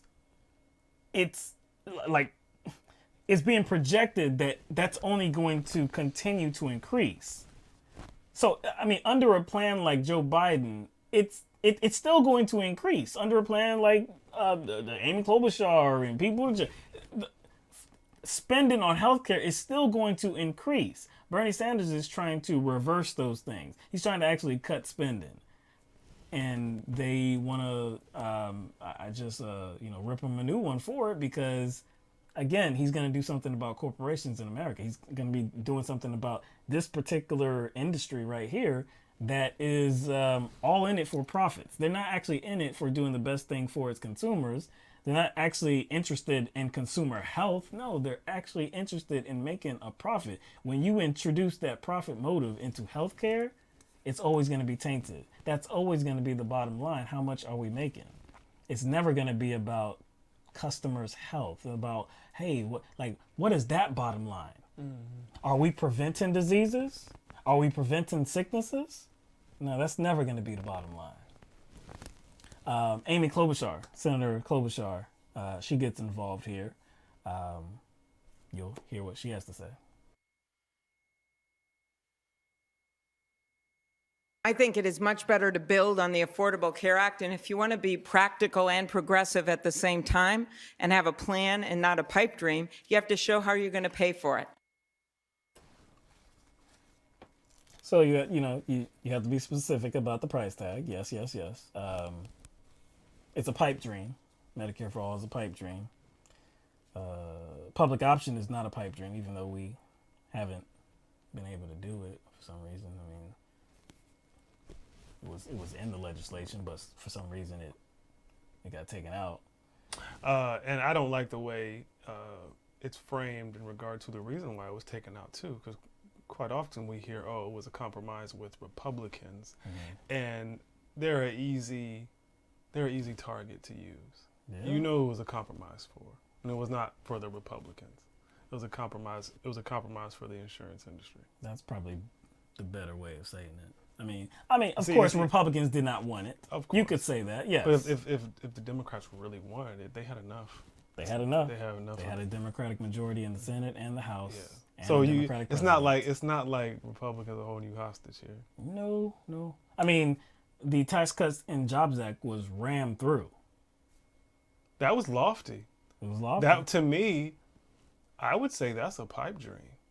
And, as far as how much our military has expanded, and if you look at how much is tacked onto the military budget every day, why don't any of them ever consider that a pipe dream? I've never heard that in reference to the bloated military budget. Never heard that being referred to as a pipe dream. Every year they get more and more and more and more money. Well, that spells business as usual. It's not a pipe dream. That's just business as usual. We're not doing anything different. We're just giving more money to an institution that we always give more money to. Doesn't matter if there's tons of waste. I mean, they get the money, so what? We talked about that waste too. Yeah, we did. Again, this is why I do link this conversation to the new trade deal, the USMCA, because with that discussion, it seems that most people, or I guess at least most Democrats that are in support of it, even those who are against it, they admit that there are minor, moderate improvements. Modest improvements. That's usually the word that we hear. Modest improvements. The public option would be a modest improvement of what we have right now. When do we get to the real goal of actually providing health care for everybody in this country? Because that's what we're trying to do, right? I mean, that's the goal. I mean, that's what Democrats want to do, and that's what Democrats have always stated. I mean, going back years, decades, that's where we want to go, universal health care, right? Okay. When do we actually get to do that? Because if we take this step for the public option, how many years is it going to be until we realize that, oh, well, you know what, actually, this isn't working. Yeah, because you would have to guarantee that your party stays in office. Yep. You would. And, as far as bankrupting the country, I do think it was important for Bernie Sanders to highlight other countries that have universal health care and the fact that they're not financial ruin. No, they didn't bankrupt their country. Bankrupt their country. Also, they didn't reverse course and say, oh, you know what? The single payer thing? Psych. Damn, it's not working. Psych. We got to go back to just all private. They didn't do that. I don't see the people of those countries crying to get it back either. And if you talk about the people in this country, what are they actually crying for? What are they actually hungry for if you look at the polls? They're hungry for Medicare for all. So wouldn't, the politicians that represent those people see fit to kind of form their policy based on that? Hey, this is what the people want, so we're going to go for those pipe dreams. Yeah. Those pipe dreams. But it's too lofty. They're too lofty. That F-35 ain't lofty, though. That's not lofty. No, that's not lofty. Giving more money to the military is definitely not lofty. Again, just business as usual. All right, so we're going to hear from Tom Steyer on this issue, who it kind of cut it because he's actually selling two different ideas, and I think that'll come across. I do happen to agree with Vice President Biden that we should move and develop the Affordable Care Act with a public option. I just want to emphasize what Senator Sanders said. This is not a complicated problem. Between what Senator Warren and Senator Sanders said, it's clear. There are two problems. We're spending way too much because corporations own the system, and we're not negotiating against those corporations. And we've given tax cuts to the richest Americans and the biggest corporations for decades. That's all this is. We have corporations who are having their way with the American people, and people are suffering. Senator Warren is right. This is cruelty for money. In order to break this, we're going to have to break the corporate stranglehold and solve both the tax and the negotiating problem. That's why I'm for term limits. We need to redo Washington, D.C. and actually take back the government from the corporations who bought it. Mr. Steyer. So, this is what I was alluding to earlier on. This is where the snake word comes out. Because I think Tom Steyer is being a snake here. Throughout the debate, Tom Steyer was in agreement with everybody.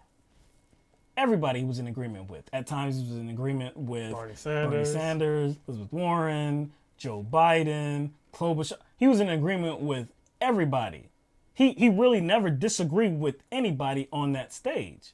And it seemed to be a strategy. A strategy. And I mean, hey, I'm not saying that it didn't work. I'm not saying that and how we showed during the debate. I'm just saying I'm seeing through it.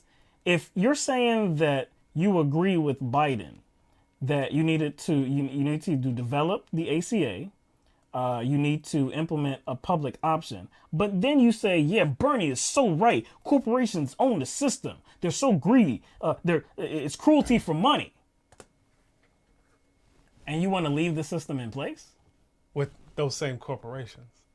That doesn't make sense. Because if you're saying those corporations are greedy, leaving them in place is going to not change anything. No, because how are you going to do something about the greed, about the cruelty for money? How are you going to remove the financial motive, the profit-driven companies? Like how are you going to remove that from healthcare if that is inherently what they are and they remain in place? How are you going to change your activities? Because it's not just about some people. If you develop the public option, I'm sure that, yes, some will go to the public option. Not everybody, though. So some will not be taken advantage of because they'll have this government policy, this government program. Now, how does that look? But everybody, all these other people that have these corporate policies. So how can you maintain both positions at the same time? Like, regardless of who's on that stage? Because it does seem like they are saying, hey, it's a pipe dream. It's a pipe dream. It's good pipe dream. Yeah. So what we're going to say is you can have part of the pipe dream. Mm-hmm. You can have part of the pipe. You can have part of the dream and allow some people into it. And then those other people who are being screwed over or have to pay for their insurance are going to see how good it is. Then they can become that part of that pipe dream. So which is it? You can't have it both ways. Right? You can't have it both ways. You can't say, well, why don't we implement it halfway? It's like, you're okay with you're okay with the dream, right, but only halfway. Just halfway, yeah. You can't have it both ways. It wouldn't make sense. It just would not make sense. Given their logic, if you follow their logic, then the private healthcare industry is going to end anyway. It's bad. And it's bad. That's what they're saying. They're saying, hey, if we implement it, if we implement it, mm-hmm, people will see that the government, right, provided health insurance is better. That's what Buttigieg said. He said people will see that it's better. Yeah. So what are you saying? What you're saying that the private health care industry is bad for America. That's what you're saying. Leave it intact. But we won't leave it intact because we want to give people their freedoms. Because we care about democracy. That's what they want. People want. They want choices, even though they don't have choices. Even when they, get a plan, they really don't have a choice. They may have a choice of what plan to get, but with what's in those plans, it's not developed by It's not like, let me check this one off and this one. Oh, I like that. Oh, it's like a buffet. It's like a buffet. You ain't got a buffet. No, it's a plan that has already been written. That's it. You get this. And if there's nothing else that's being offered to you, then you get nothing. And what about the health insurance that comes through people's jobs? Do the employees get to lobby the company on or lobby their employer on what company to use or what company to bring in? No, they don't have that. Because when we got our packets, we were just like, yo, can we get a different company? Yeah, I heard Aetna has better rates. And you know what they did? They were like, you know what? We're gonna do that for you. Yeah. And next time when the enrollment period came, we had different packets, different companies, different companies, and it was like a buffet of options too. See, actually, within the plans. The last corporation I worked for, what they would do was they'd have a representative from every single healthcare company and come consult all the employees. Yeah, they'd be battling with the employees, right? Yeah, well, they'd be battling with each other. Oh, it was like competition. No, that didn't happen. Oh, okay. That never happens. That would never happen in today's day. I mean, that would never happen because... I almost believed you, man. No. You don't have choices.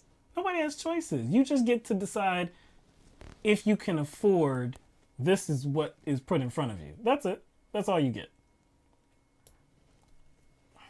They're being disingenuous and they're lying to people. Again, if the private healthcare industry is so bad that you have to develop a public option.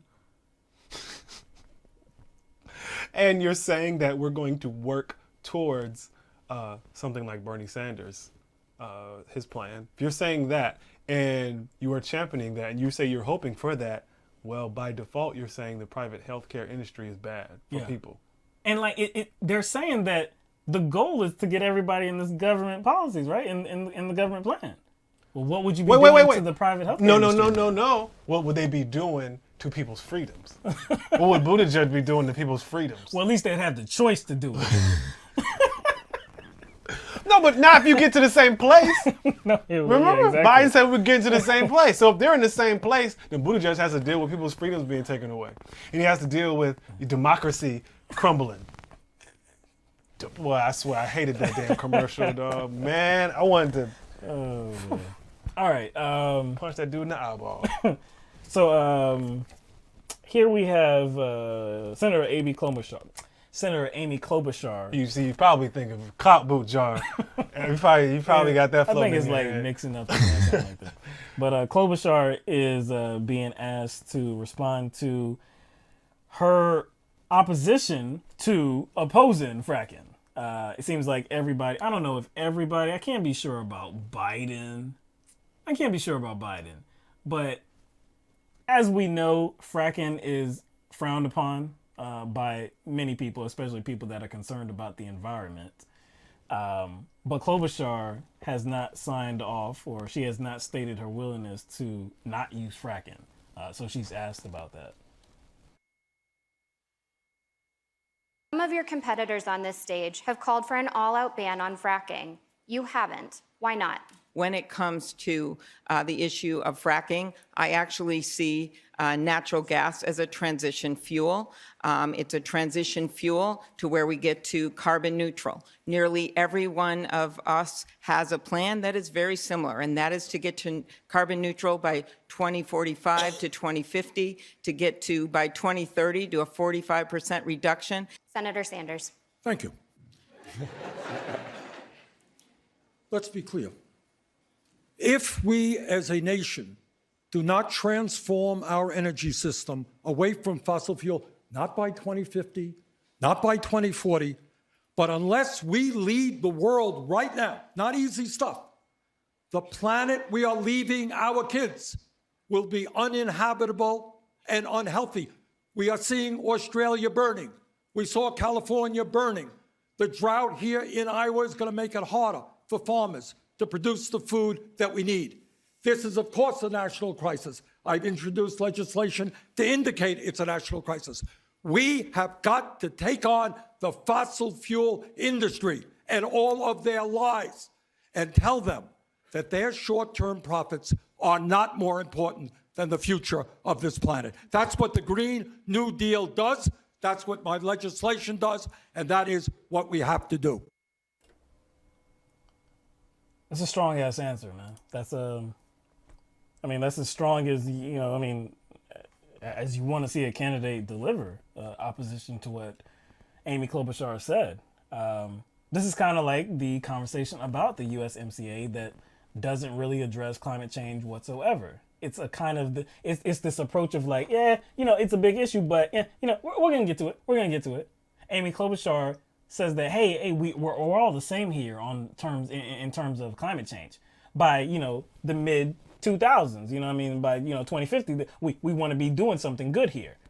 No, everybody's not in agreement with that. No, we need to start doing something now. We need to transition this I guess the system of energy now, not in 2050 or not by 2050. We need to do that yesterday. And what did she say? She said, it's just, I support fracking only because I see it as a transition. Yeah, it's so a which transition. suggests, hey, I'm against fossil fuel. I'm against the fossil fuel companies. But I'm going to use it, though. Well, see, here's the thing. Like, I'm not saying that's, like, not a completely spacious position to have. Mm-hmm. That's if you actually believe that, hey, I think fracking is not necessarily good, but I think it's a good transition point. I am I'm kind of okay with that if it's genuine. The problem is it's not genuine with her, because if you're saying something is a transition, right? You are essentially saying that you're against fossil fuels. Well, if she was really against fossil fuels, right? Because that's just. You're interested in transitioning, you would not take money from a projects manager of a company that is trying to install a pipeline, and that's what she did. She took donations from from a project manager of a company that was supposed to build pipelines for crude oil, crude oil pipelines. Now I think her campaign did kind of donate. I guess they returned the money. Right. But I think that says a lot about her rationale and whether it's genuine or not. Like, because you can constantly float on that. You say, hey, I'm for fracking, but it's only because I think it's a transition away from fossil fuels. But if you're taking money from a company that builds pipelines for fossil fuels, I call that into question. So I don't even think that's genuine. See, I mean, fracking is dangerous, man. Fracking is dangerous and it's harmful to the environment. But the selling point is it's better than fossil fuels. What I'm saying is that is an answer that is acceptable for a lot of people.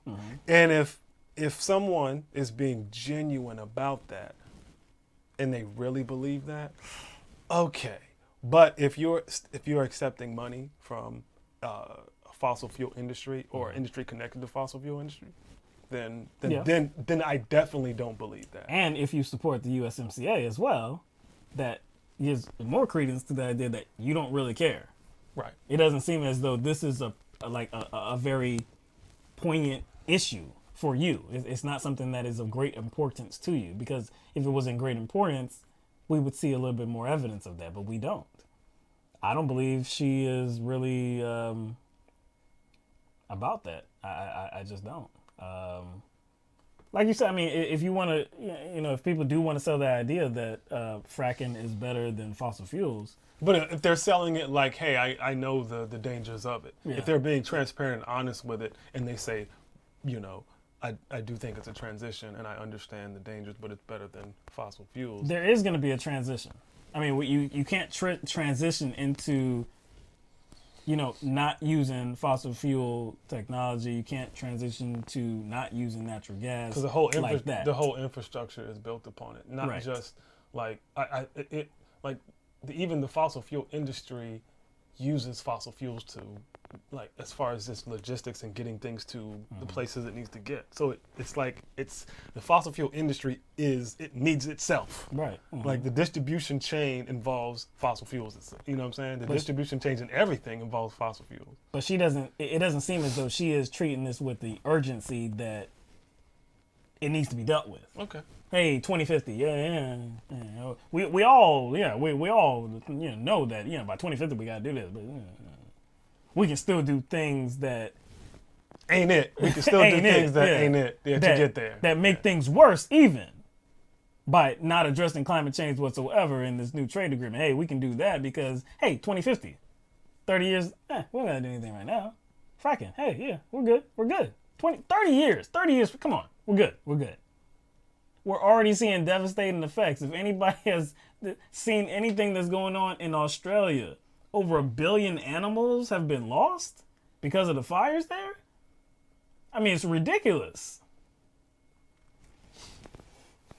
All right, so really, that's all the clips that we have from the debate.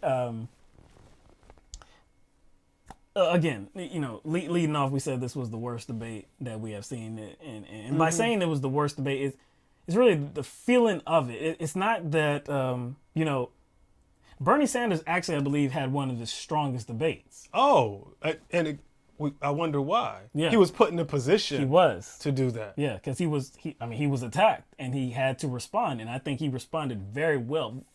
He missed one great opportunity. Yeah, you brought that up earlier. At pushing back on Elizabeth Warren's comments about how she wants to cut the military budget.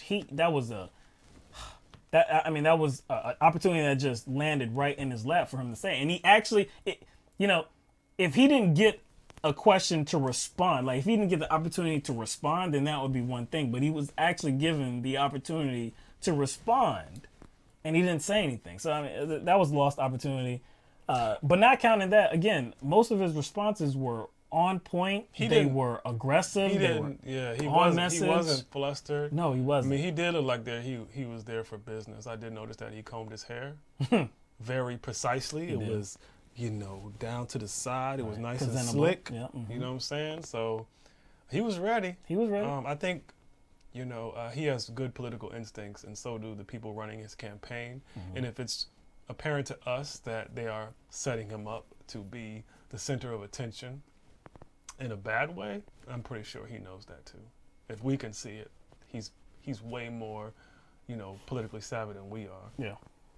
So I'm pretty sure his campaign and him saw it too. So he's always prepared. So I don't think it mattered. I think it was more about messaging for that network and them trying to put a message out there. I'm not sure if it actually worked. I think Bernie did a good job trying to counter that message that they were trying to put out there, and then mostly just disingenuous propaganda. This was the full court press by the media, by CNN, by Elizabeth Warren herself, by her campaign. This was the full court press. This was, let's put Bernie Sanders in a bind. Let's really try to tank his candidacy. Let's try to boost me up a little bit because we only have 2 weeks left. Let's just ask a lot of loaded questions. A lot of them, and I don't believe it's going to have the intended effect. I do believe that Bernie Sanders won the debate, not just because I think it's going to be a failed attempt by CNN and Elizabeth Warren, not just because of that, but by the substance of Bernie Sanders' words during the debate as well. Again, I think it was one of, if not his most glorious debate. I think it was one of his most successful debates this election season. It just seems like they've been building up to this because they haven't been able to introduce the kind of questions that would knock him off his square. No, because this is not somebody that's new. He knows what he wants to do. He ran for president 3-4 years ago. He knows what he's doing. He knows how to respond to these questions. He knows how to respond to some disingenuous attack as well. So there's not really a new attack that they can use that is going to throw him off, and he cannot provide a legitimate answer for. So, I think he won the debate. I don't think you would disagree. I don't know. I usually don't even. I usually just scratch Bernie off. Yeah, exactly. And talk about others. Yeah, it's like a given. Matter of fact, I ain't talking about nobody else. No, I'm talking about somebody else. I'm talking about other people. All right, Doug.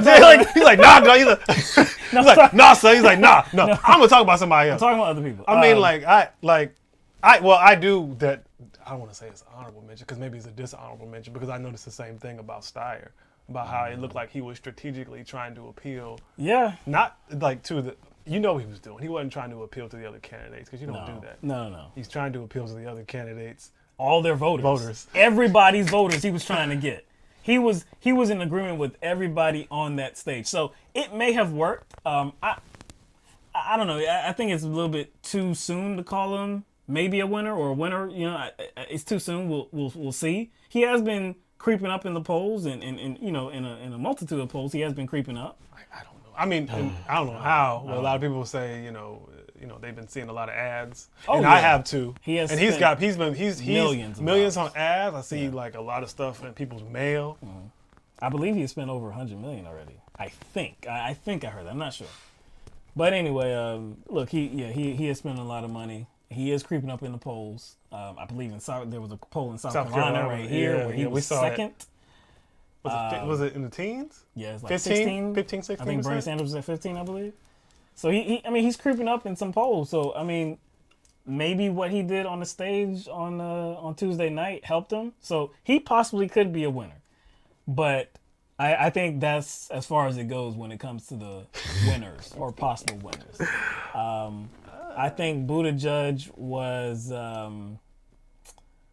unimpressive.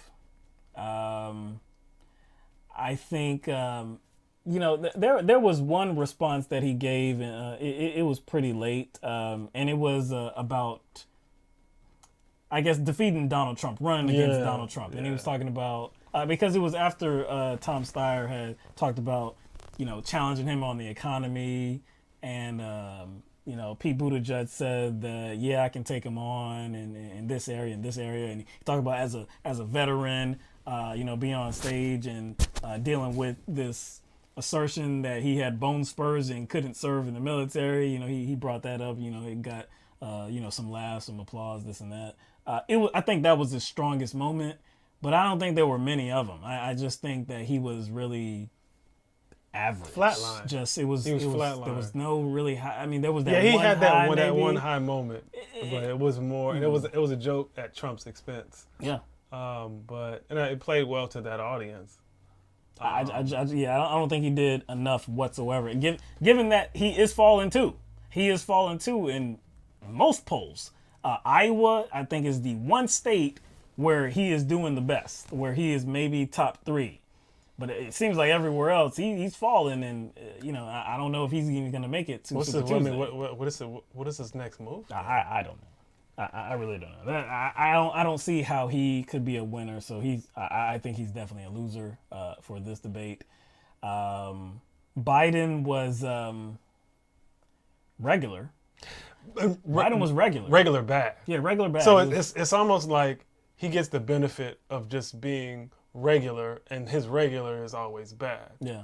Because he does the same thing at every debate. Yeah. He does the exact same thing in every debate. Actually, I might have to even split him off from not winner, not loser, because I don't know if he did anything to harm himself. I think, like, for me... nothing terribly egregious. No, but see, for me, he said a lot of things that I object with. When he was talking about the AUMF, that was horrible how he was...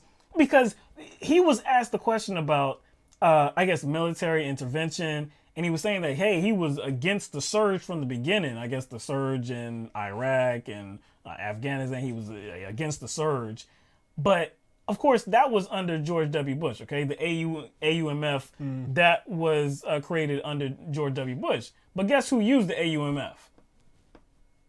That would be the Obama administration. See, okay. See, he had a backseat when it came to that. He was given a backseat, okay? Because if he could have stepped in, he would have, remember? Because he had so much responsibilities during that administration. He was doing so many things. The AUMF was for going after those responsible for 9/11. That's what the purpose of the AUMF was, okay? Now, since its creation, it has been used for many other uses and many other conflicts in many other areas all across the globe. That has nothing to do with 9/11 and going after the terrorists that were behind 9/11. Nothing at all to do with that. It's happened under George W. Bush, it's happened under Barack Obama, and it's happened under Trump as well. They all have used the AUMF to do other things. So I think he gave a really bad answer when trying to, I guess, defend, the AUMF and trying to promote the idea of, hey, we need a new AUMF for, I guess, dealing with Iran. It was bad. It was bad. But I just don't think he did enough to lose support. He should, but I don't think he did. I don't think he did. Can he ever do enough? I don't know. You would can he ever falter that much? You would think that one of these things would be enough. You would think that one of them would be enough.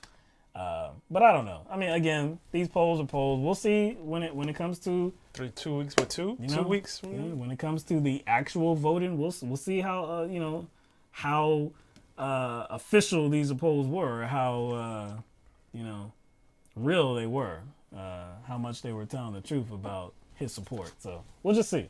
I think it's real when it comes to South Carolina. Not so sure about everywhere else. South Carolina is a different monster, and I would love to say that the people of South Carolina, and specifically the Black Southerners in South Carolina, were more progressive. But collectively, they're not. No, they're not. But anyway, so Bernie, Steyer, we talked about Biden. But see, you threw him out. He was kind of he's to the side. You said he was to the side. So you have to put at least one person as the taking an L, like a big L, a big giant L. Oh, we talked about Buttigieg too. Oh, Buttigieg. But then even he was flatlined too. He's flatlined. But that might. But not like flatline, Dad. Just like, cause kind of like, not that kind of flatline. Just like some activity, but not much. Yeah, I'm alive, but So, so there's two more. You don't have many other people. No. You have Elizabeth Warren. Yeah, I Klobuchar. Klobuchar, I definitely do put in the loser category. You know, I think for the last 2 debates, I think she has done better than Biden. And I think she has done enough, at least in my eyes, where if you were given an honest look, she's the better centrist. You know, it looks like she's the better centrist. If you're going to go for a centrist, she's the better one than Biden. So she should be getting that support, but she's not. This debate, I think she did worse. Given all her answers, talking about the pipe dream of single payer, Medicare for all, that was whack. But also there was a moment that, is going to live with her. And it had, the corporate media talking as well. And it was a moment where she forgot somebody's name. Somebody that she said was like a good friend of hers. So this is the clip of that. Michigan has a woman governor right now, and she beat a Republican, Gretchen Whitmer. Kansas has a woman governor right now, and she beat Chris Kobach. And her name is, I'm very proud to know her, and her name is Governor Kelly. Thank you. Third, I would add to this, you have to be competent to win, and you have to know what you're doing. That's not a good look. Even I. That's not a good Even look. I have sympathy for her. That's not a good I know some of y'all be like, I know some of y'all are like pointing and laughing. I kind of am too inside, but that just, That's that moment where she's in her head like, damn. Oh, I can't. The thing is, she could have said, the name escapes me right now and moved on. Yeah. It probably wouldn't have looked as bad. But she said it was like a good friend of mine. I'm so glad to know her. It sounded like, okay, this is somebody you know personally, and like somebody you can't forget their names. Like I can't be in front of a mic being like, yo, yeah, my partner, I know him for years, like a good personal friend of mine, Mike. Like you can't do that. And that's what it looked like with her. And that was a bad moment. Yeah, she could not come up with that name. Was that worse? Was that worse than what's his face? Oops. Oh, it's around the Rick same. Perry. Rick Perry. Was that? It was it wasn't as bad because he just said like, oh well, I forgot. That was. You can't come back. He forgot the name of a government agency. But see, that's a whole ass agency. Yeah, you can't come back from that. I don't think this was as bad because she did come through with it. She produced it. She had like I'm not so sure she saved it, but she did have like a little smile. But it was more like an embarrassing smile, like yeah, like I'm so glad to know her, Governor Kelly. Yeah, Governor Kelly. Yeah. Ugh. See, that's not. I saw that and I was like, oh, cringeworthy. We're obviously not using that, to judge her debate performance. No. We're all just gonna stick. But to it was issues. a bad moment. It was a bad moment. Like it's something that is visible and was visible to everybody too. Something that would stick out. Yeah. It doesn't say anything about her candidacy. It doesn't say anything. About I think it's funny though that she said at the end of that clip she's talking about you need somebody that's competent. Ooh. Wow. Ironic. You stupid. You stupid. Like I read into things a lot, and sometimes I read into things too much, and like there's a lot of like underlying narratives to a lot of these topics when these candidates are asked questions. Mm-hmm. One thing that stuck out to me was her answer when it came to Iraq. Mm-hmm. And what her position on that and war and all that stuff. And I didn't like how she pivoted to Donald Trump. Yeah. She pivoted to Donald Trump. What Donald Trump is doing now. Like, but the question centered on the Iraq war and the fallout from that, and how they reflect upon that, their position then, their position now, blah, blah, blah. How are you going to deal with, you know, how the military authorizes force if you're president, blah, blah, blah. And she pivoted to Trump. And I'll remind you that the topic surrounded Iraq war. I'm not saying that they can't broach that topic and kind of, I'm not saying they can't branch out, but I just don't like how she pivoted to Donald Trump in this current situation with Iran and the resolution that they wanted to pass in regard to the War Powers Act, right? Donald Trump was nowhere near Iraq. I don't care what his opinion was. He was nowhere near the White House during Iraq. And it's like, I think it's, I don't know why people always pivot to him. Yes, he's, you know, doing some real reckless shit. But if we're talking about the military-industrial complex, that would exist regardless if Donald Trump became president or not. That's true. You know what I'm saying? And the issues that it poses would exist regardless of whether Donald Trump was here. Again, I'm not saying he hasn't been reckless, but am I going to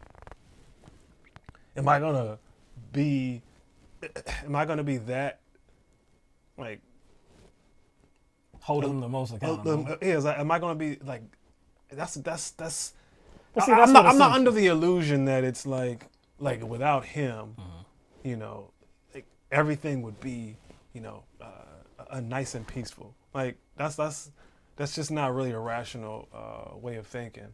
But that's like, what a centrist would do, though, because, you know, given the opportunity to be involved in most of these skirmishes, that they would be involved.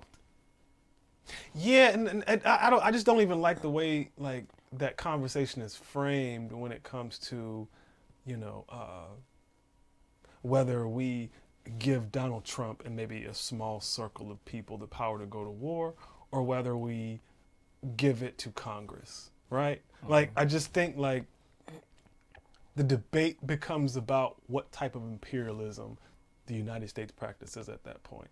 Whether it's imperialism authorized by Congress or imperialism authorized by a small circle of people. You see what I'm saying? So it's like, you know, I think she also mentioned something about, oh, he's doing X, Y, or Z in regard to the military and war for his own personal interest and not in the interest of the United States. And I'm just like, I think those are two false choices to me. I think those are two false choices. So we're being asked to choose between, you know, war being authorized, imperialism being authorized, on the sake of either Trump's interest or the United States' interest, both of which may not be noble. Well, may not be noble, aren't noble. Right. So why am I being, you know, why is that false dichotomy or that false choice being put out there like those are the only two choices? He's in power right now. He's the president, and he's a Republican. It's very easy to oppose him. And look, he is bad. I mean, he has been horrible in terms of foreign policy. He has been an absolute mess. It's easy for Democrats, and it really doesn't matter what type of Democrat you are. It's easy for all Democrats to oppose him. If Senator Amy Klobuchar was president at this time, or actually, you know what? Let's say prior to Khashoggi's death, are we still involved in the Yemen war? Yep. I think we're still involved. Now, post Khashoggi death, are we involved? Probably not. Think so? Probably not. Because most Democrats did say, hey, let's get out. Okay. I mean, there were a lot of Republicans that say, hey, let's get out because of that. Solely because of that. Actually, I don't even think that death would have occurred. Because there's a lot of people saying that those inside the White House that are close to Trump, possibly Jared Kushner, his son-in-law, had a lot to do with the exchange of information and giving information to the Saudi government and setting that whole thing up. So I don't even think that would have happened. Well, we don't know. we can't say that. But I'm just saying that it doesn't matter. I mean, you can't put the whole entirety of the military industrial complex on one individual and not on one party either. Both parties and just countless figures have been responsible for that. So, like I said, I think Amy Warman. I think Amy Klobuchar would be not as bad in terms of foreign policy. I don't think she would be as bad. But bad is still bad. But bad is still bad. I would still have an opposition to things that she would support and things that she would object to. So, but yeah, that leaves us to one candidate, Elizabeth Warren, who I believe is going to be the supreme loser of this debate. Yo, I don't think I've ever heard you qualify like a loser. Qualify that word. I don't think I've done that. I've never seen you say supreme. I've never heard you qualify that term. I think that's new. I think that's new. Supreme. Yeah. That wasn't rehearsed. Like, So, yeah. You're saying like she's like the Optimus Prime of. Yeah. I think she's gonna hurt because of this. I think she's gonna hurt because of this. I think this is gonna hurt. She had a chance to just not take the bait. If it wasn't her, like you said before, if this wasn't her, you're still kind of she could have not taken the bait. You're still considering that as an option. It's out there. I have no idea. Yeah, even if she had no part in it, her response to it. Right. Now that she did take the bait, seems like she did have a role in, this going forward. So, we can't be sure, one way or another, but what we can be sure of is that she did involve herself and she did say, yeah, Bernie Sanders did say it. So that she said it and she confirmed it before the debate and then during the debate, not providing any rationale for how it makes sense whatsoever, any added context, nothing like that. She just puts it out there and leaves it alone and then goes on to her talking point that she wants to deliver about how women are very electable and more electable than these men on the stage. You could have still sold that point without trying to tear down your good friend Bernie Sanders. So for that, I think she's going to pay dearly. I think this was a gamble, a hell of a risk, and I don't think it's going to land. I just don't think it's going to land. Not only that, but her answer about the USMCA, that was bad. And then the whole, the pretty much saying that, no, she didn't pretty much say. She said she wanted to, cut the military budget. Cut the defense budget. Yep. Hypocritical. I mean, it was not a good showing for Elizabeth Warren. But of course, what is going to be the highlight of it is what she said about Bernie Sanders. And I think... And she didn't even answer the question. I think well, most you know people what? She are wasn't going to given see the through question. It. She said, no, the question was, how did you feel? No. Remember, they skipped the question. They said, how did you feel? So it already establishes that he said Well, no, that's the question that she got. That's what I'm saying. Okay, that's the question that she got. Yeah. So that's another if indication. He said it, that's another indication. It was just assumed that he said it. That's assumed that he said it. Yeah. That's what tells me this whole thing was set up. Mm. Why wouldn't you ask the question directly? Did he? Yeah. I can't see where she's going to benefit from this. She was already tanking. I can't reason that this is going to help her because again, you can't. If you're going to loft this grenade out there, then you're going to have to own it. Yeah, one, you have to own it, but then you have to explain it too. Yeah, you just can't you can't just throw it and then duck. But again, in her statement, that's kind of what she did. She's like, "Hey, I know I put this, I know I threw this big ass grenade, and I know it caused a lot of damage, but I don't want to talk about it." Yeah, I'm not talking about it. I'm not talking about it. I'm just gonna throw it. That just looks kind of weird. That just looks kind of weird to me. It looks like she's untrustworthy, which I know that makes me sexist by saying that a woman is untrustworthy. I know, I get it, but I'm saying it anyways. And I think in this day and age, like when you use strategies like that, with how powerful social media is and how fast messages spread, like it's just like you said, it was risky. Like immediately, too risky. Immediately people started sharing his history. Yes. Not just the internet is here, man. You can't.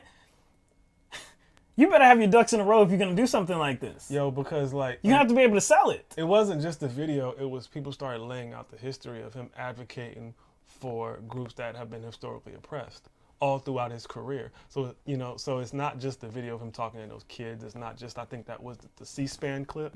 Not just that. It was like him comprehensively.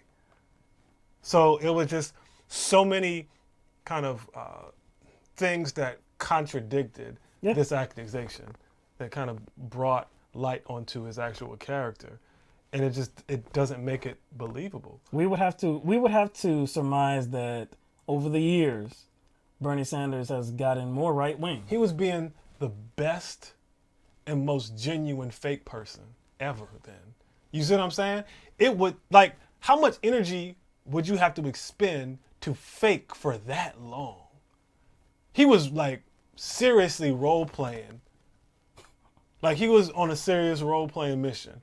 But then why would you give two different women two different pieces of advice? Like, hey, Tulsi, Elizabeth Warren, women can't win. But yeah, it just doesn't. Not only that, it doesn't make sense based on like his boosting of women in their races and in their causes and what they represent. You know, it's like you got 3 out of the 4 members of the unofficial squad that endorsed him. Right.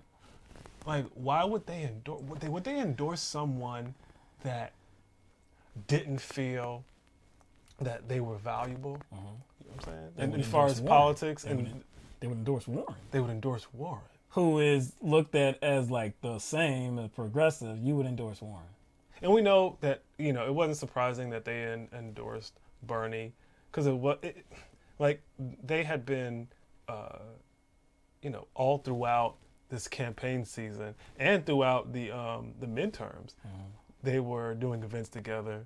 He was, you know, coordinated with their campaign, so he was helping them out and whatnot. So it wasn't a surprise, but it wasn't a surprise not because of that. It was not a surprise because their politics line up. Yeah. But I still don't think, like, even if their politics lined up, which they did, if they knew Bernie Sanders didn't kind of trust their ability and didn't value who they were and their, I guess, their ability to perform their jobs, I don't think that they would endorse him, even if their politics line up. If that was there, they wouldn't respect him. You know, I'm kind of, you know, kind of to play devil's advocate. I haven't seen this from people, but given that he did have a different messaging for Tulsi Gabbard, but he said to Elizabeth Warren, hey, no, women can't win. Was it because he was scared of possibly losing to Elizabeth Warren? Hey, Elizabeth Warren is a threat. She's viewed as like me. Maybe she will grab the progressive vote, so let me tell her, no, woman can't win. Now, it's still reaching. No, you're it's just, I see what you're doing. You're just trying to find, like something maybe the other side would use. Right. Okay, I feel you. So again, I just want to put out there, it's definitely still reaching because I think if that was the case, you would see Bernie Sanders a little shaky from time to time, and definitely I don't think it would be a hands-off approach with Elizabeth Warren either. But this whole time, it has been a hands-off approach. He hasn't really attacked Elizabeth Warren. He didn't even attack Hillary Clinton like that. Yeah, exactly. So if he's really so scared, I mean, if he was so scared of Elizabeth Warren that he had to say, no, a woman can't win. First of all, why the hell would she listen to him, knowing that Hillary Clinton won 3 million more votes than Don? No, this whole thing is absurd. I can't even make sense of it. No. And knowing that my devil's advocate is stupid. He tried. Well, you just undercut your whole. You just chop your whole shit down, man. Like, and knowing that, you know, he helped to try to get Hillary Clinton elected. So yeah. Like, and I think like I think like she knows that it doesn't make sense. Nah. So it's going to be hard to make sense of something that doesn't make sense. I think if it's true, she wouldn't be afraid to address it. Right. And explain. It's She's already not out willing there. to explain. And that just seems to me, that just seems odd. It just seems like she's doing exactly what she does when it comes to having to answer questions about a direct issue. The same thing about the military, the budget. When Emma Vigilant, is how you pronounce it? Yeah. Was asking her that question, and she just kind of like, I was gonna say she tiptoed around it, but no, she sprinted away from it. Or the question about accepting money from corporations. She said no unilateral disarmament. Like, it's okay to take money from corporations during the general, but it's not okay now. The first town hall, I believe her first town hall on CNN, when she was asked the question about about Medicare for all, and you remember she said, well, yeah, there's a lot of plans out there. There's a lot of plans out there. there. I know I'm a co-sponsor on this plan, but yeah, there's a lot of plans out there. And like, hold on. They asked you about your plan. What?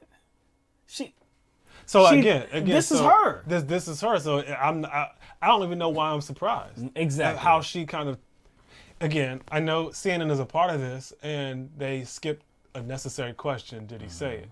But still, though, like, it's still up to her to be like, yep, he said it, and this is the circumstances around how the comment he made came up. That's not that simple. You don't got to go into some long, drawn-out saga. No, you don't. You can just say, I said this, and he said that. But you need to communicate to people that are wondering how in the world could this man with this history, and this how could he say this reputation and this record? Yes. That, like, you're issuing an accusation that contradicts all of that.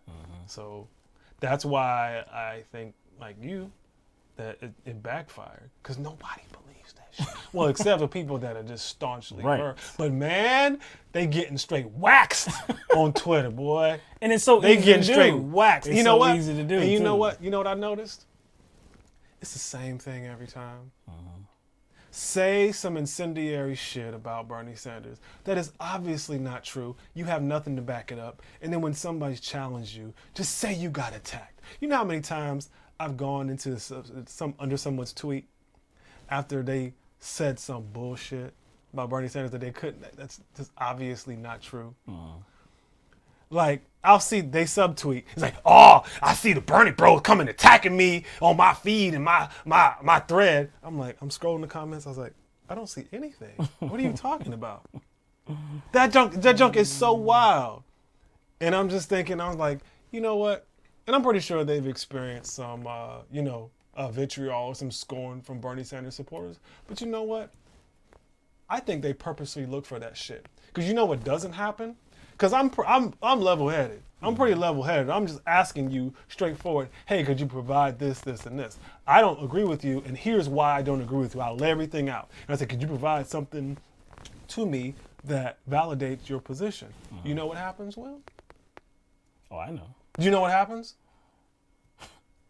Silence. Tumbleweed.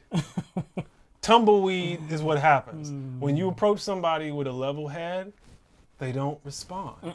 I haven't gotten a lot of response. I mean, I was on Twitter like last night and the day before that. They didn't Request respond. for evidence? They don't respond. I maybe got one or two, but most people didn't respond. No, they don't. And so I think they look for these situations in order to They want to draw dust up, to draw a squabble. They want to draw antagonism by being very snide and rude. And then when they get a little bit of pushback, they're the victim. Yeah. And I'm trying to figure out, like, you know what? I was like, they cannot actually point to something legitimate in regard to policy or platform as far as Bernie Sanders. So they can't attack him. So they got to create an excuse not to support him. So what better way to do it? I'm going to just say his supporters are rude, so I'm not going to support him. Man, that's some weak sauce, man. Well, again, we saw that from CNN as well. Again, that clip that we showed with Sarah Murray, who's the political correspondent, just saying that, yeah, this seems like something that Bernie Sanders would say, given his history with women. Yeah. Well, with gender problems, his historical gender problem. It's just, and that gets us to the last loser, which is definitely CNN. You know what? I had them as I had them as the supreme loser. Okay, yeah, I mean, you could say that. I had them as the supreme loser. You could definitely say that. But again, You said it was coordinated. I'm talking about. You said it was coordinated. So you got to share that, Supreme. You got to share that, Supreme. You got to share that. Oh, true that. My bad. But I'm talking about everything from the pre-debate to the debate to the post-debate. The post-debate, yo, nonsense. Like because you texted me, yeah. And I was like, yo, I already shut that off. I was like, I couldn't. I was watching. See, you watched the pre. I ain't watched the pre. But see, I watched the pre on accident because I thought the debate was at 8, and so when I went to the site, they were doing like the pre-debate coverage. Yeah. So I was like, I just ended up catching that, and I was like, it was a bad. Why did I do that to myself? Bad night Why for did I do CNN. that to Man. myself? It was a real. There have been so many times where I've kind of taken up for CNN or kind of defended them against the assertion that like all corporate media is bad. You can't listen to corporate media. Look at you, turn off corporate media, this and that, right? And to an extent, I will still say the same things because our sources are corporate media sources. Everybody that's in independent media, their sources coming from corporate media because we don't have the long reaches that they do. So we don't have source material. No, they have the source material. So we're getting our stories from them. Now, we can decide how we analyze that information. We don't just have to I guess believe, take it as it is and just be like, okay, that's what it is. We're going to report it as is. No, we can use our thought process. We can use our logic and reasoning to poke the holes through this, into the story and come out with, the right answer, the truth here. But like I said, I would never advance the idea that you just shut off corporate media. I think that's stupid. But I have always said when it comes to analysis, oh my, no. When it comes to analysis, when you're talking about corporate media, that's where you have to be really careful. Yeah, because they frame it a certain way. So they can take actually truthful information and Yes. frame it in a way that Right. sends a message. And be very, very dangerous with that messaging. So It's kind of like that's what they did here. Like MSNBC. Remember we covered this where what's the host? Michelle? Not Michelle. What's her name? The one when you said you entitled the video.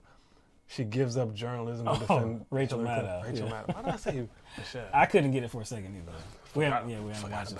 Forgot about her. So I don't even watch it. I don't watch it. I don't watch it. So I forgot her name. Yeah, because that is analysis right there. I don't need that. Remember when she kind of only used a certain set of numbers? Oh yeah. To fudge a poll. Mm-hmm. And she didn't inform her viewers that about female donors. About female donors. Again, they were trying to create this narrative that Bernie Sanders has a problem with women, doesn't have support for women. Yeah. So they only used donors over a certain threshold. They only counted donors over a certain threshold. 200,000. Yeah. They only counted those donors, and it had like Klobuchar and Gillibrand. Gillibrand was at the top, I believe. Yeah. And that was that wasn't some sort of informative way to show where everybody was with women. That was specifically designed for Bernie Sanders and to create a narrative. Because he was at the bottom. Yeah, he was at the bottom. And I was like, see, it's like the information was completely true. Right. There isn't factual information, but the details and how sold in the most disingenuous way possible. When your average donation is what is it this time? Is it $18? 18. Yeah. Over $200 donations, you're probably gonna be at the bottom of that list. Yeah, $200. I said $200,000. Yeah, it's $200 and above. Like, yeah, you're probably gonna be at the bottom of that list because your average donation is $18, which is the lowest of any of the candidates. But she sure tried to sell something. So I mean, and so that's what what CNN did was the shoddiest piece of work. I don't know. Let me. I'm not going to be prisoner of the moment. Yeah, it's just fresh. It's fresh, it's kind so of like it how we does say seem that's like the most. That's kind of like when you say, man, that's the dumbest thing I've seen ever. Right. That's the dumbest thing I've ever seen. It's definitely one of the most offensive pieces of work that I've ever seen when it comes to because it was so transparent. Yeah. Because it was in a debate. It was them. As well? It was them who initially leaked it without even verifying it. I've seen Fox News debates. Actually, I don't know that I can think of a Fox News debate that was that bad. I don't think so. Because again, when you're the moderators of a debate, you're at least supposed to act like you're being neutral. like you're not taking sides. Now, sometimes it doesn't feel that way, and we've talked about that as well, the bad questioning. But this was so much different because it was so evident that the mission was to get Bernie Sanders. It was so evident. We showed you the different chyrons, right? About the questioning of Bernie Sanders. You saw that for yourselves.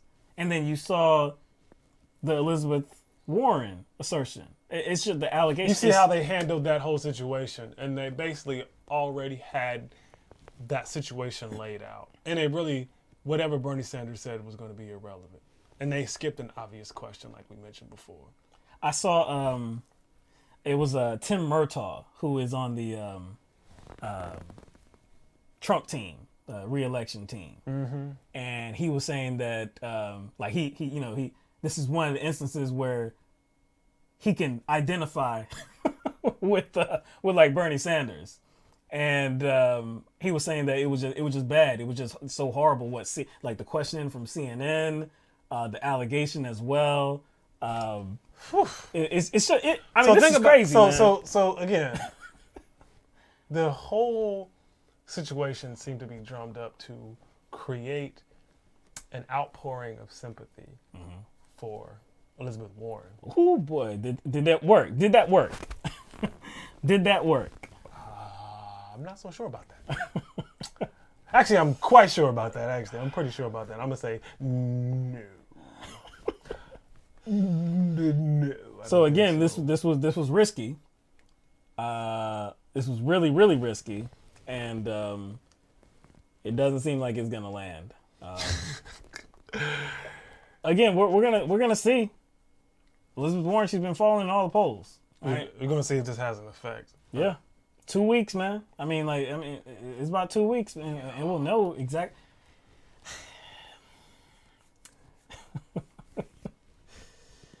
It was bad, man. Yeah. This was one of the worst debates to sit through, and we've sat through ones where we're like, oh my gosh, this is bad, this is horrible. I think that was the second one. The second night of the first. The second night of the first one. I think so. I think that was right. At least there were more fireworks. At least. Yeah. With those. Yeah. You know, you got the Tosi and the whole Ryan, and then you got the Buddha judge. Swalwell stare down, you know. So at least there were some fireworks in those, even though those were whack. Yeah.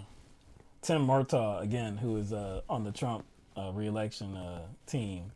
He was being interviewed by The Hill, The Rising, and he said about the moderator that chose to just completely disregard what Bernie Sanders said. He said she very clearly chose to believe Elizabeth Warren's version of that conversation that they had. If we learned anything from the debate last night, is that if you go into a private conversation with Elizabeth Warren, you should bring a witness.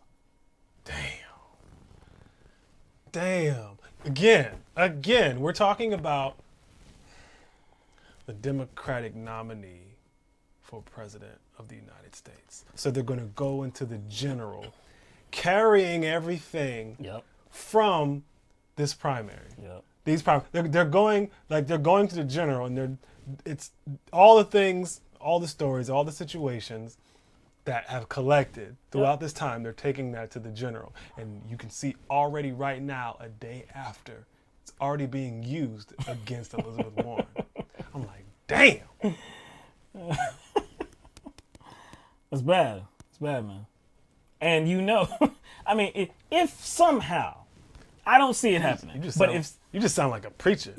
If somehow, boy, if somehow Elizabeth Warren gets through this thing unscathed, and she again somehow comes away with the Democratic nomination, but ends up losing to Donald Trump, you know what? You know what? They're gonna blame Bernie. See, it was that sexism from Bernie Sanders, him calling her a liar. See, that's what it was. You know that's what they're gonna say. He damaged her so much in the primaries. I'm like, get out of here. You know that's what's gonna happen. That's why I hope she doesn't make it. Because that's what they're gonna say. You know, like I said, I had already thrown out the idea that she probably will be done come Super Tuesday. Because, again, they are battling for some of the same votes, okay? Now, she has her support. He has his support. He has more of it. We know that, okay?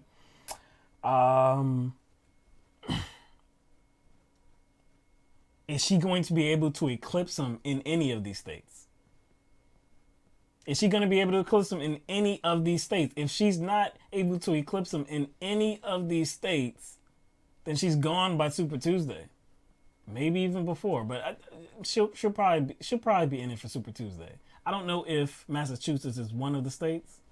Super Tuesday? I'm not sure. She probably could carry that one.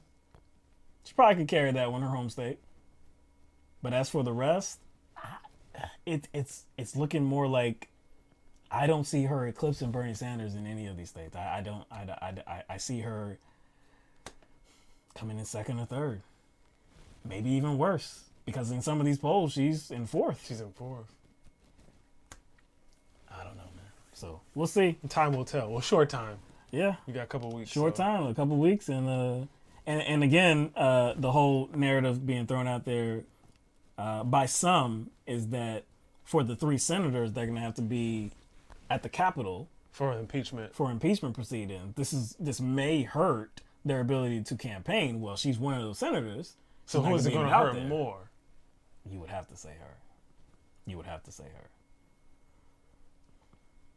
her. I just don't see that this captured anybody. Who did you grab? Boy, there was. Who'd you welcome to the team?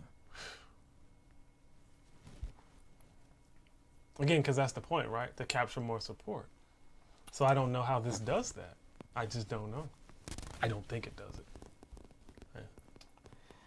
All right. That's basically all we have for you.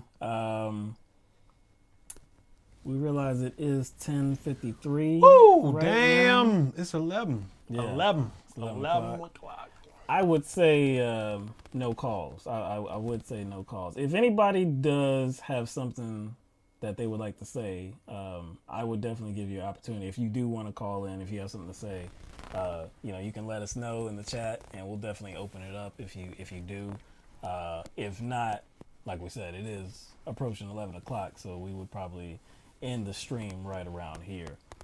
But again, if anybody does have something to say, let us know, and we'll definitely put you on. Yeah, we're not sure if any super chats came through before the stream was interrupted, but that's right. As you know, as most of y'all know, any super chat that comes through to the stream while we're doing the show, while we're doing the broadcast, and then the broadcast gets interrupted by some sort of technical issue, it goes away. We have to start a new stream. We only see the new super chats that are applied during this stream, the second one. We do have, it is being recorded, so the recording didn't break, so when we upload this, the commentary, it'll be fine.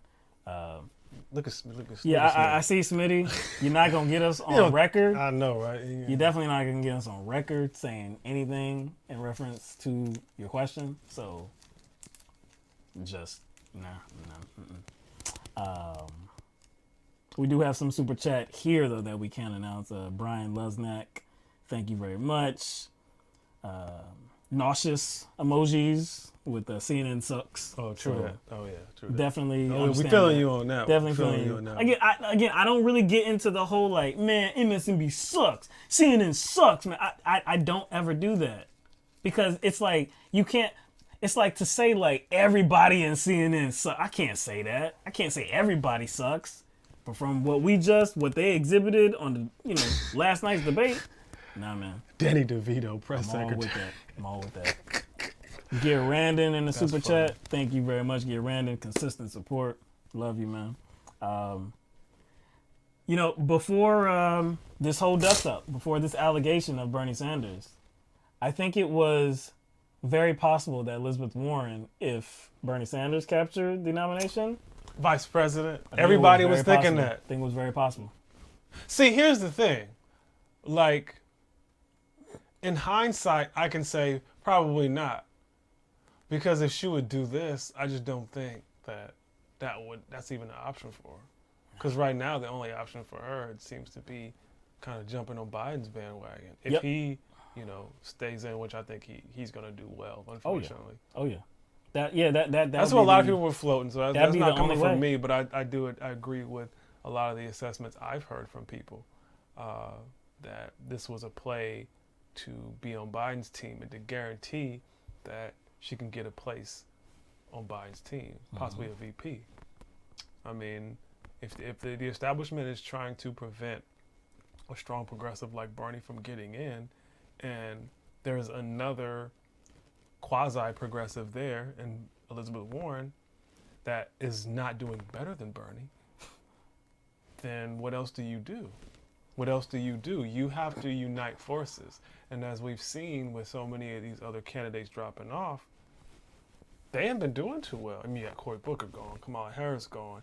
So it's like the only way to defeat Bernie Sanders is for two people to unite forces. Two strong people to unite forces.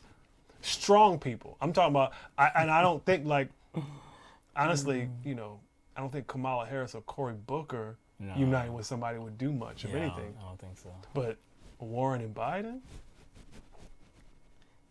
That would be so weird, man. That would be such a weird not realistically. I'm really the different ways that they promote themselves. Like, I don't believe Elizabeth Warren to be the progressive that she is. I believe she is a fraud. She's a phony. She's a snake. Why you had to draw that out like that, man? It just came out. It just came out, man. It just came out. I believe she is. So, is she closer to Biden than Bernie Sanders? Man, I don't know. I don't know, man. I don't know. Maybe. I don't know. Maybe, man. We were all wrong about what Elizabeth Warren was, man. Again, back in 2015. No, I'm talking about from 2015. Okay, yeah. Well, you know what? It looks like Bernie Sanders was too, because he was championing her to run. Yes, and it wasn't it wasn't just like that's in 2015, because a lot of people like to cite that. We like to cite that too. 2015, but he's been like promoting her and I mean just putting her name out there since like 2011, 2012. Like it's been way before 2015. So I don't know. Yeah, man. So I don't know,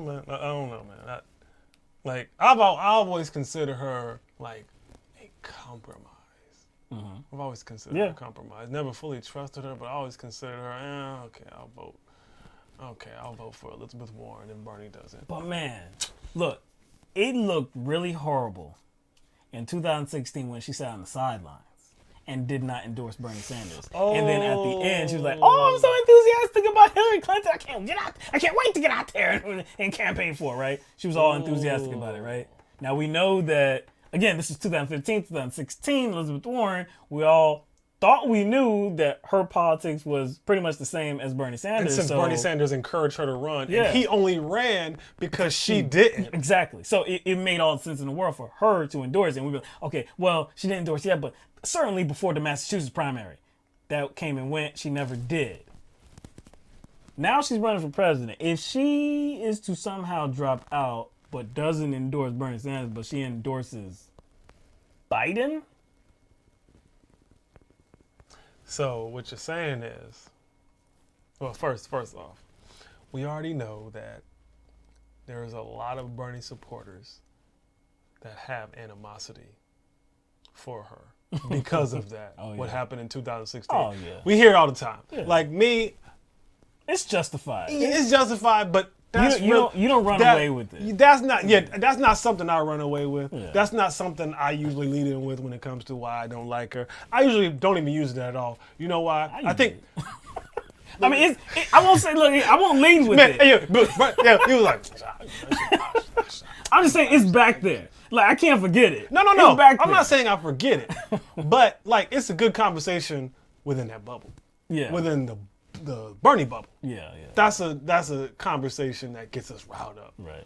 And it works. But outside, people ain't trying to hear that. That's not a reason that's going to move people outside. No, I agree with so you. it's like I don't really broach that. Right.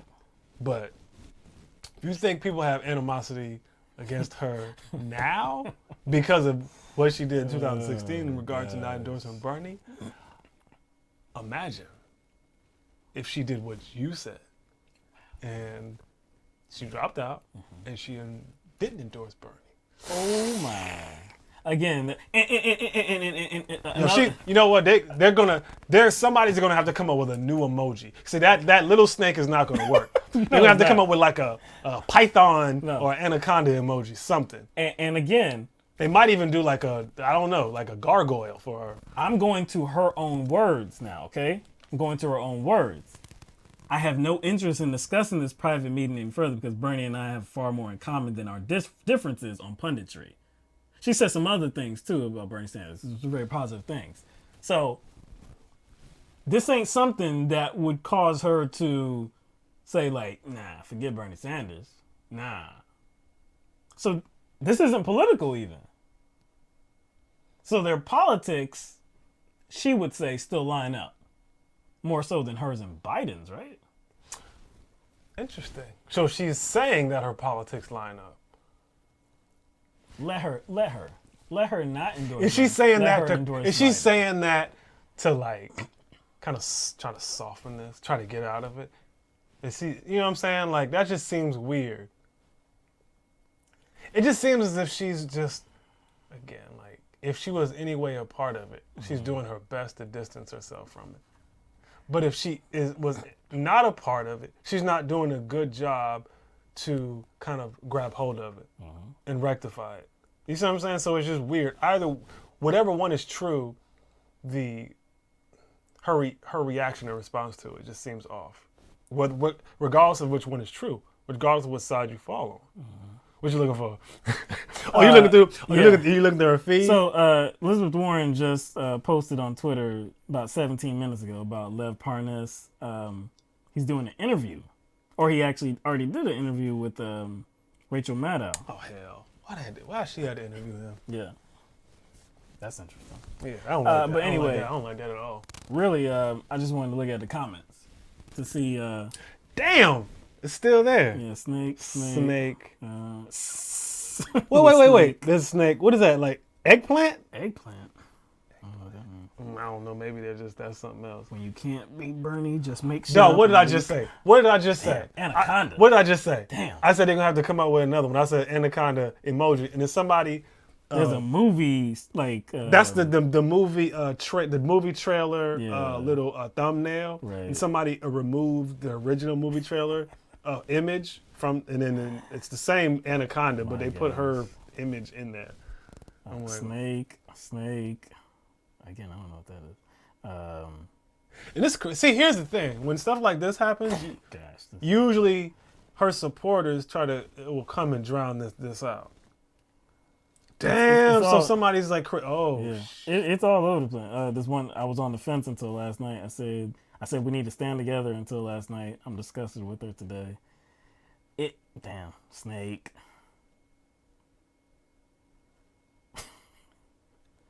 It's just all over the place, man. Again, these are posts that are not related to last night's debate or Bernie Sanders or anything. They're just going to whatever post they can. Yeah, man. Whatever tweet they can and just spamming. I don't remember Hillary Clinton's post being like, and there was a lot of fierce opposition to Hillary Clinton. She was hated. Oh my gosh. And you know the thing she about had much more history to hate. You know what? This is not me defending Elizabeth Warren at all, but I'm wondering, like, whether there's some sort of internal tug of war going on. Because with Hillary Clinton, there's no internal struggle. Yo, she is cold-blooded. Right. She is cold-blooded. She will, doggone bite your head off, then shake your hand. Oh yeah, like, no doubt. She doesn't care. And so I think she built herself to be that way. Like, I could be cunning, I could be cold-blooded, I could straight lie, I can be deceptive. I don't care. I'll still shake your hand and call it a day. I'll do that because I've hardened myself like that. Again, I'm not defending her at all. I'm not defending Elizabeth Warren. I just don't think she's hardened herself in that way. She hasn't. I don't think it's like, even though people were calling it a snake and it was cold, but I still think it's deceptive, and I still think she's untrustworthy and deceptive.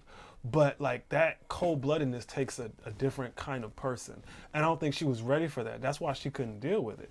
And if she was, she would have just shook Bernie's hand.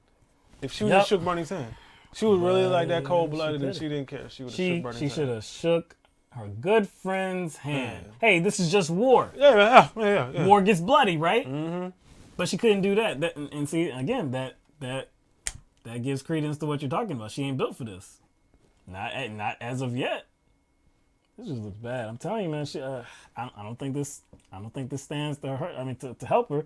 People in the chat saying that people were asking for refunds on Act Blue. Yeah, we kind of covered that. Apparently, that hashtag refund was people are floating the idea that is driven by Russian bots. Oh, of course. Because they said it's too coordinated. They don't understand it. It's too. I'm like, yo, how coordinated do you have to be? I'm like, a major news network dropped a story. That story.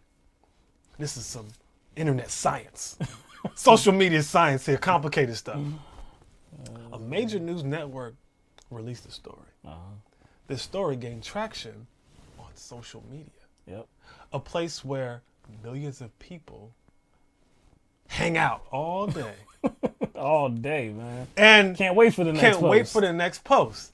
And millions of people see the same shit and interact with the same, not just people, but the same information, same stories. So you have millions of people interacting with the same information, the same stories, same scoops, same breaking news that come out. These millions of people are interacting with one another. And not only is it a major news network that dropped this story, it was a story about a presidential candidate, a widely popular presidential candidate. So it doesn't take this like just coordination to get people to start a hashtag. No, it doesn't. I mean, especially because again, it's going to have, it's like people are going to have a similar reaction to this. So millions of people interacting together already on a very breaking story. Because they're all seeing the bullshit in it. So you got I forgot the exact hashtag. It said something refund. It's refund Warren. Refund Warren. Yeah. So like somebody said that's too coordinated. I was like, no, that's pretty natural. Yeah, it's not too difficult. Based on how, the internet works. Especially Twitter. Twitter is much better and it's quicker than Facebook. Yeah, it's quick. Yeah. Artificial Morphosman said Warren should apologize to Bernie and the American people, then expose CNN's role in this, then drop out and endorse Bernie. That's not gonna happen.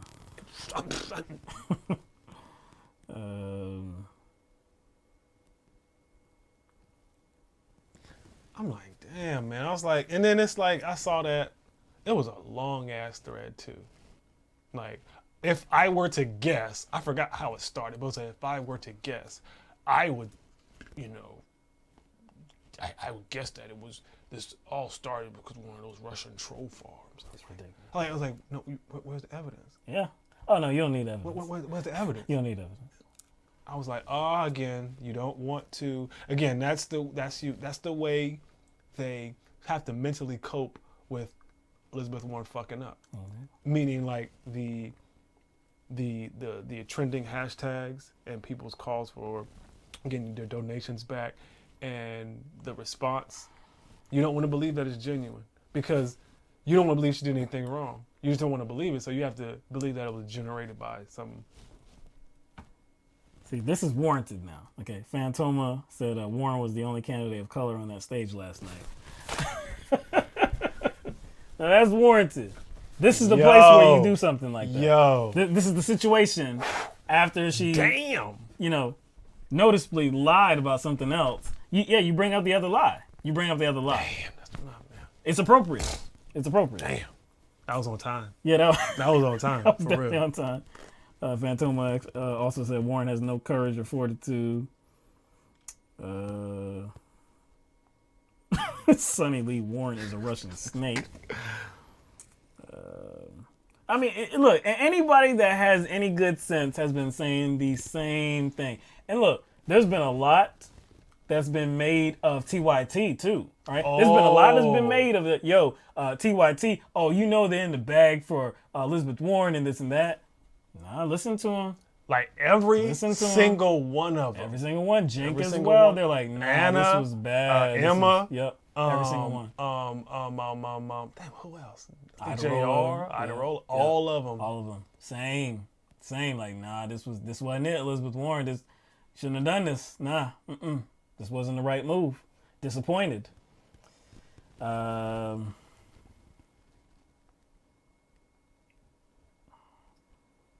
Warren supporters are demanding free funds right now. I'm hearing.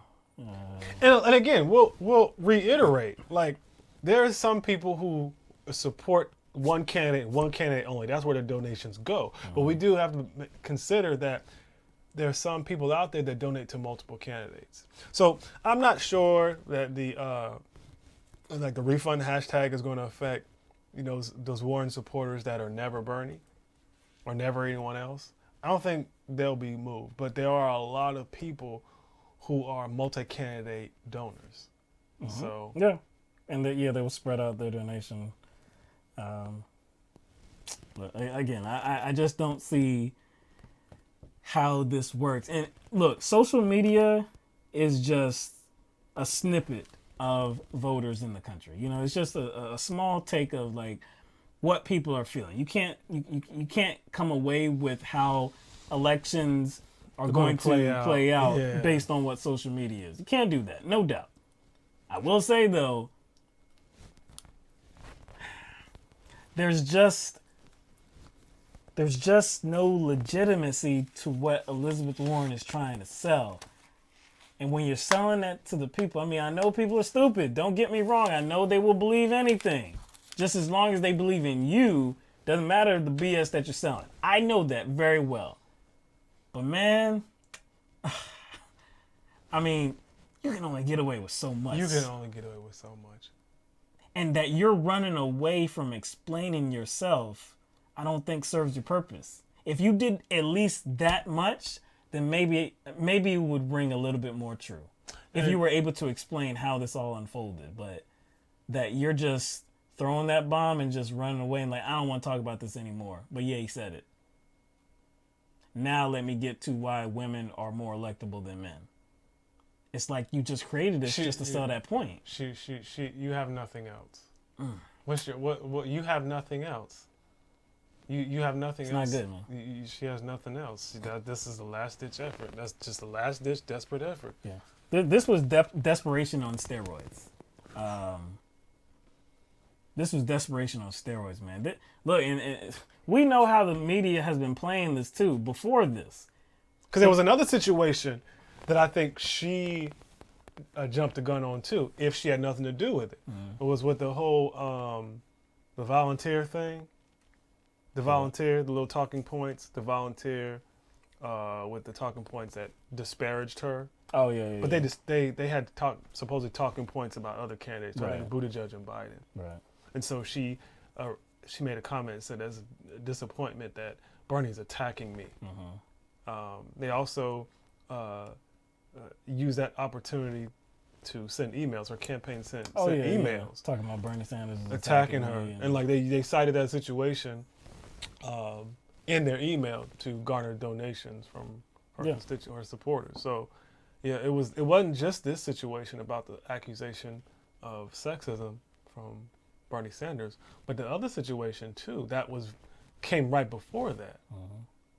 But leading up to this, the weeks and months leading up to this, look, when Elizabeth Warren was looked at as the front runner, because it was a short time. It was just a moment, really. It didn't last, but at one time she was looked at as the front runner. And in one of the debates, she performed as the front runner. She was given that status as the front runner. And most of the coverage was glowing. Most of the coverage from CNN and everywhere else, this corporate media coverage of this progressive was so favorable. And it was so weird how corporate media could be in the bag for a progressive. But it's like, how did that happen? Something don't add up. No, it didn't add up. How does a progressive kind of answer a question about where her money comes from and kind of be very wishy-washy. You see what I'm saying? How can a progressive answer a question about, you know, her vote on, you know, military funding and military budget? How can a progressive answer a question like the way she did? She was being wishy-washy too, and avoid the question. So yeah, there's definitely a lot of questions about whether she is actually a progressive or not. I don't think so. I've always had that question, but it was just like Nobody questioned that in 2015. But now, 5 years later, it's a significant question. She's, like you said, she's too wishy-washy on the most progressive issues. And when you're a progressive, those are your strong points. Those are the ones that you win with because that's who you are. Like, that's where you make your money at because nobody else has the courage to stand up and say that, right? You are the progressive. And it's like, one thing I did look at was like, she didn't have as many billionaire donors as somebody like Biden or Buttigieg. She was like third or fourth. Yeah. So she had some. She didn't have many. So I was trying to like look at that. But I was only looking at her in a seemingly favorable way because of how many billionaires were supporting Buttigieg and Biden. So it's almost like you're grading her on a curve, and I was grading her on a curve. You know what I'm saying? So. Has AOC commented on the Warren and Bernie feud? Good question. I haven't seen it though. She did prior to the debate. She did, but very it wasn't really direct. She just said something like, "Well, no, I think it's important to say that women can win or they're electable." She said something like that. So it wasn't like in opposition to Bernie Sanders or anything like that. She was actually supporting Bernie Sanders, saying that, no, he knows that and this and that. She was just saying that, yeah, it's important to say that they can win. Women can win. We only mentioned Tulsi in this situation because she's the only one I saw that like came out definitively, you know. But it wouldn't just apply to Tulsi, though. No. It would have to apply to, like, all the women that, you know, Bernie Sanders has backed. Right. I don't think AOC is going to come out and, you know, disparage Elizabeth Warren. Yeah. I mean, I don't. They're just going to say, hey, look, I know what Bernie Sanders is. Bernie Sanders done this. And he's always encouraged me, blah, blah, blah. Right. And he sees me as a valuable asset. And, you know. Amy Fink said, I'm not disappointed because I knew she sucked. She was talking regularly with Hillary. What did you expect? Yeah, okay. That is true. We did report that before, too. She was in conversations, consistent conversations with Hillary Clinton. You know, somebody's going to rub off. Got some tips. Yeah. But she wasn't built for it, though. I don't think she's built for it. Again, how she handled it just seems like she wasn't ready to go just no holds barred, full on. Yeah, you know, I'm stabbing you in the back, bro. Yes. Smitty said, name me one politician who said women can't win elections. Publicly? Yeah, absolutely. publicly. Nobody would say that. Not even Republicans would say that publicly. No. They're just more like dog whistling with it. You know what I mean? Now, I can imagine them saying that in private amongst themselves. But to say that to a woman? would they even say that to a woman? A friend. The most far-right Republican. Would you say that to a woman?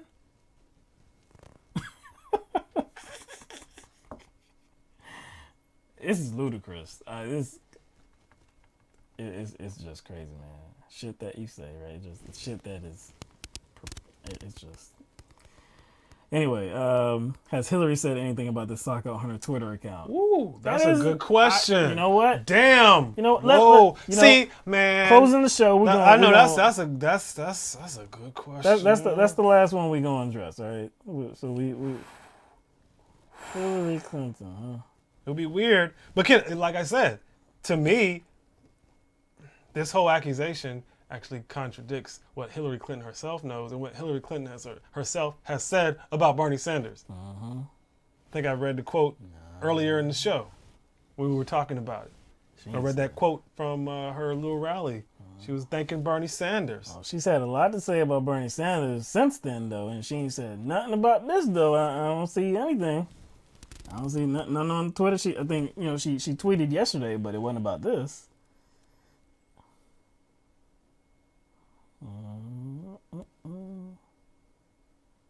Nope. Hold up. What's this?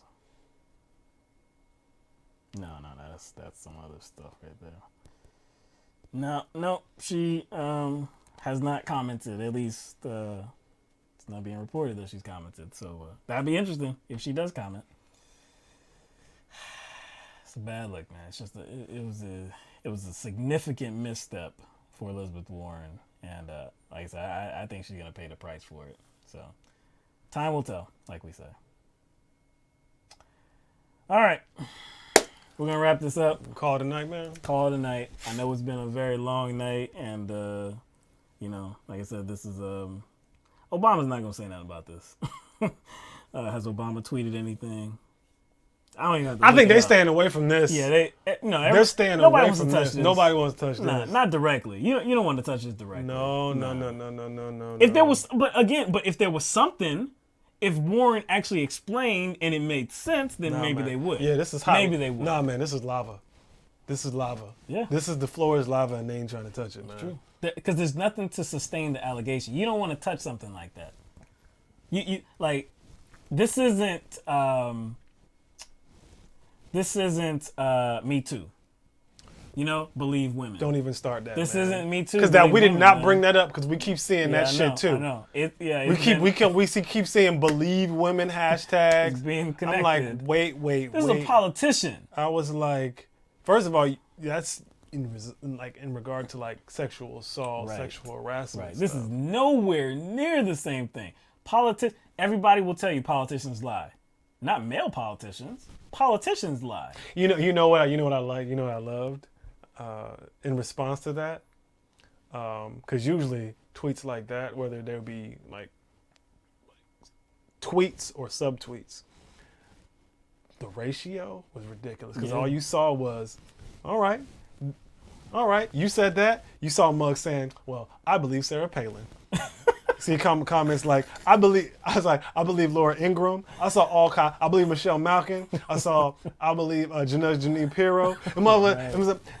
Somebody that was very it wasn't meant to be funny. It was meant to be serious. And he's like, some of these same people, especially those who call themselves liberal, those Democrats will say believe women. Mm-hmm. They always have something to say about Kellyanne Conway. And how she's untrustworthy and she doesn't say anything that is valuable. Sarah Huckabee Sanders. Exactly. So I gotta trust her. You gotta trust her. Yep. Again, there were. I saw people name dropping. Mm-hmm. I didn't see Sarah Huckabee Sanders. That's a good one. That's a good one. Like, so do I believe those women? Laura Ingraham, she didn't actually do that. But she didn't actually. I believe her. I believe her. She didn't do that. I believe her. Gotta believe women. Gotta believe women. Get out of here, man. All right. That's all we got. I know it's a lot, but we appreciate everybody making their way. That's my favorite right there. Tommy. Yeah. Teriyaki lentils, boy. I haven't talked about teriyaki. No, we haven't talked about tummy lizard. Yeah. In a while. But yeah, I'm glad everybody was able to join us for tonight's broadcast, and let's get this off our chest and discuss this and go through all of this debate coverage. Shout out to everybody that joined us and commented in the chat section, all of our super chatters as well. Again, if anybody contributed on the earlier broadcast, the one that was split off, we appreciate you for joining back, because usually, man, that's a turnoff. It is, yeah. When a feed fails, it's like, I guess that's done. I'm gonna do something else. But you came back, so we appreciate that. All of our patrons on patreon.com, very much appreciate you for sticking with us. Not just now, but really throughout the years. Always had always supported us. So we definitely appreciate that. Must be doing something right to have this consistent support. So you talked about what the result of this situation would be in regard to the polls. Mm-hmm. But what we did not kind of put out there was what the consequences are in regard to how Bernie Sanders proceeds and how he not only interacts with her personally, but in regard to how the direction of the campaign. You know what I'm saying? Like, what does this do with that? Because, obviously when you're in the moment and it's a debate, because we played that video, where that interaction between them, where he went in for the handshake, and that's a very emotional moment. So we don't want to we want to be a prisoner moment and say this is what's going to that situation in that moment that represents what their relationship is going to be like from now on. I don't want to say that because again that's an emotional moment and he did look hurt, but I just don't see how he goes back, to seeing her the same way. I just don't see it. Even though Bernie Sanders is a very, Bernie Sanders to me, for the most part, he's too nice. Most he's way too nice. Way too nice. Yeah. But so, is he gonna take the gloves off? I hope it really isn't him. It really isn't him to do it. Really hope we've seen moments, especially that that remark about the billionaires. The billionaire. That was passive aggressive. That was more passive aggressive, but still being kind of. But still aggressive. Still being snarky. Yeah. And making a good point while at the same time being snarky. We need more of that. We need, again, the whole point of a campaign is to differentiate yourself with the other candidates. So I don't know, man. When somebody says, again, we can't, know this. She came out her mouth with his name. And in a very negative light. Yo. If I went up for dap for somebody and they pretty much was like, or if I went up for a hug that I normally use, I'd be like, oh, that's disrespectful. Like that, especially when I don't deserve it neither. I don't deserve this disrespect in front of millions of people. In front of millions of people. So when he was like, you, me, we're done. You, me, we're done. Now, I'm sorry, that's what he said. You, me, over. That's you, how me. you take He's it. because just the way he said it. Because he said you, me. Because when you look at, bop, bop, that's you, me, and he was like, who? That's basically he was like, that I'm telling you that if it wasn't the end, it was, I don't know. This is a frayed relationship. This is definitely a frayed relationship. I don't know. Again, I don't know how much life this has in it. I don't know how much more reporting will be done on this, because if Elizabeth Warren isn't going to talk about it, if she's not going to explain it, because if she's not going to explain herself on the debate stage, she's definitely not going to explain herself Hell now. no. So this is probably all that you're going to get. I mean, this is pretty much all that we have. We're not going to get more commentary about that, come together at the end of the debate. This is pretty much all we have. So there's not going to be another debate before the Iowa caucus. So it's going to be on ice for a minute. But, man, like I said, I think she's going to pay the price for taking this gamble. It's just whoever steered her in this direction, man. You know what song was playing in my head, right? Because I watched that clip over and over again because I was trying to decipher his body language and his, reading his lips. But you know what song? You know what song was playing in my head. What, cut her off? I forgot who sang that. I forgot who sang that song. It's damn. Young Jock? Is it Young Jock? Is it Young Jock or somebody else? I don't think so. It ain't nothing to cut that song. That's what song was playing in my head. Yeah, man. It ain't nothing to cut that. Frayed relationship, man. Frayed relationship. What'd you say about what treatment she gets now? See? Never mind. See why you going there? See, he playing. That was a private conversation.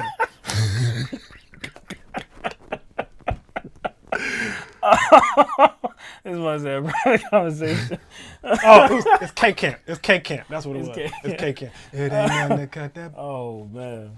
But yeah, I say if she gets the Tulsi treatment. Yeah. Tulsi kind of she kind of creeping back. I was like, oh, she did the smart thing by coming out and defending Bernie. She did. That's do a the smart That ass. was the smart. That was thing smart to thing do. to do, Tulsi. See? Yeah, timely. Very timely.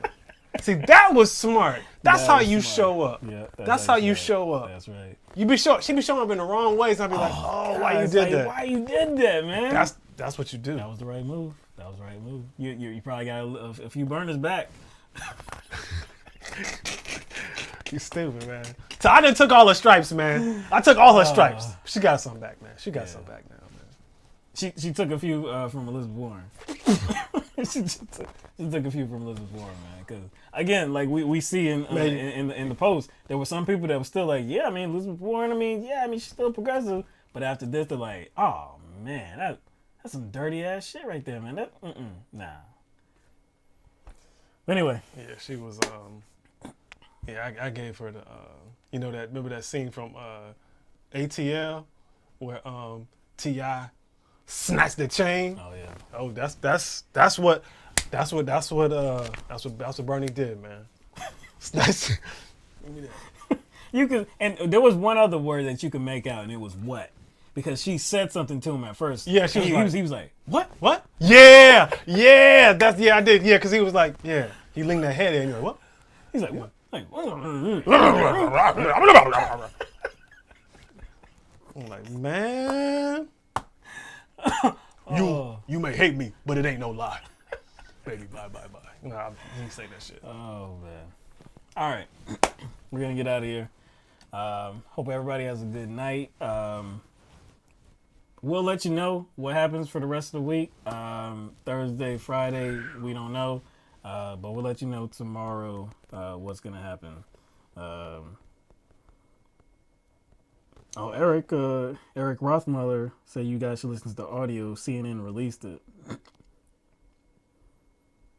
I know it was something about like we'll talk later or something like that. I think that's what CNN had said, or maybe I think that's what CNN had initially said, or some people had initially said. But if they have the audio for it, yeah, we'll definitely give it a look. All right. Appreciate y'all joining us, and we will see you soon, all right? Everybody, peace out. Have a good night.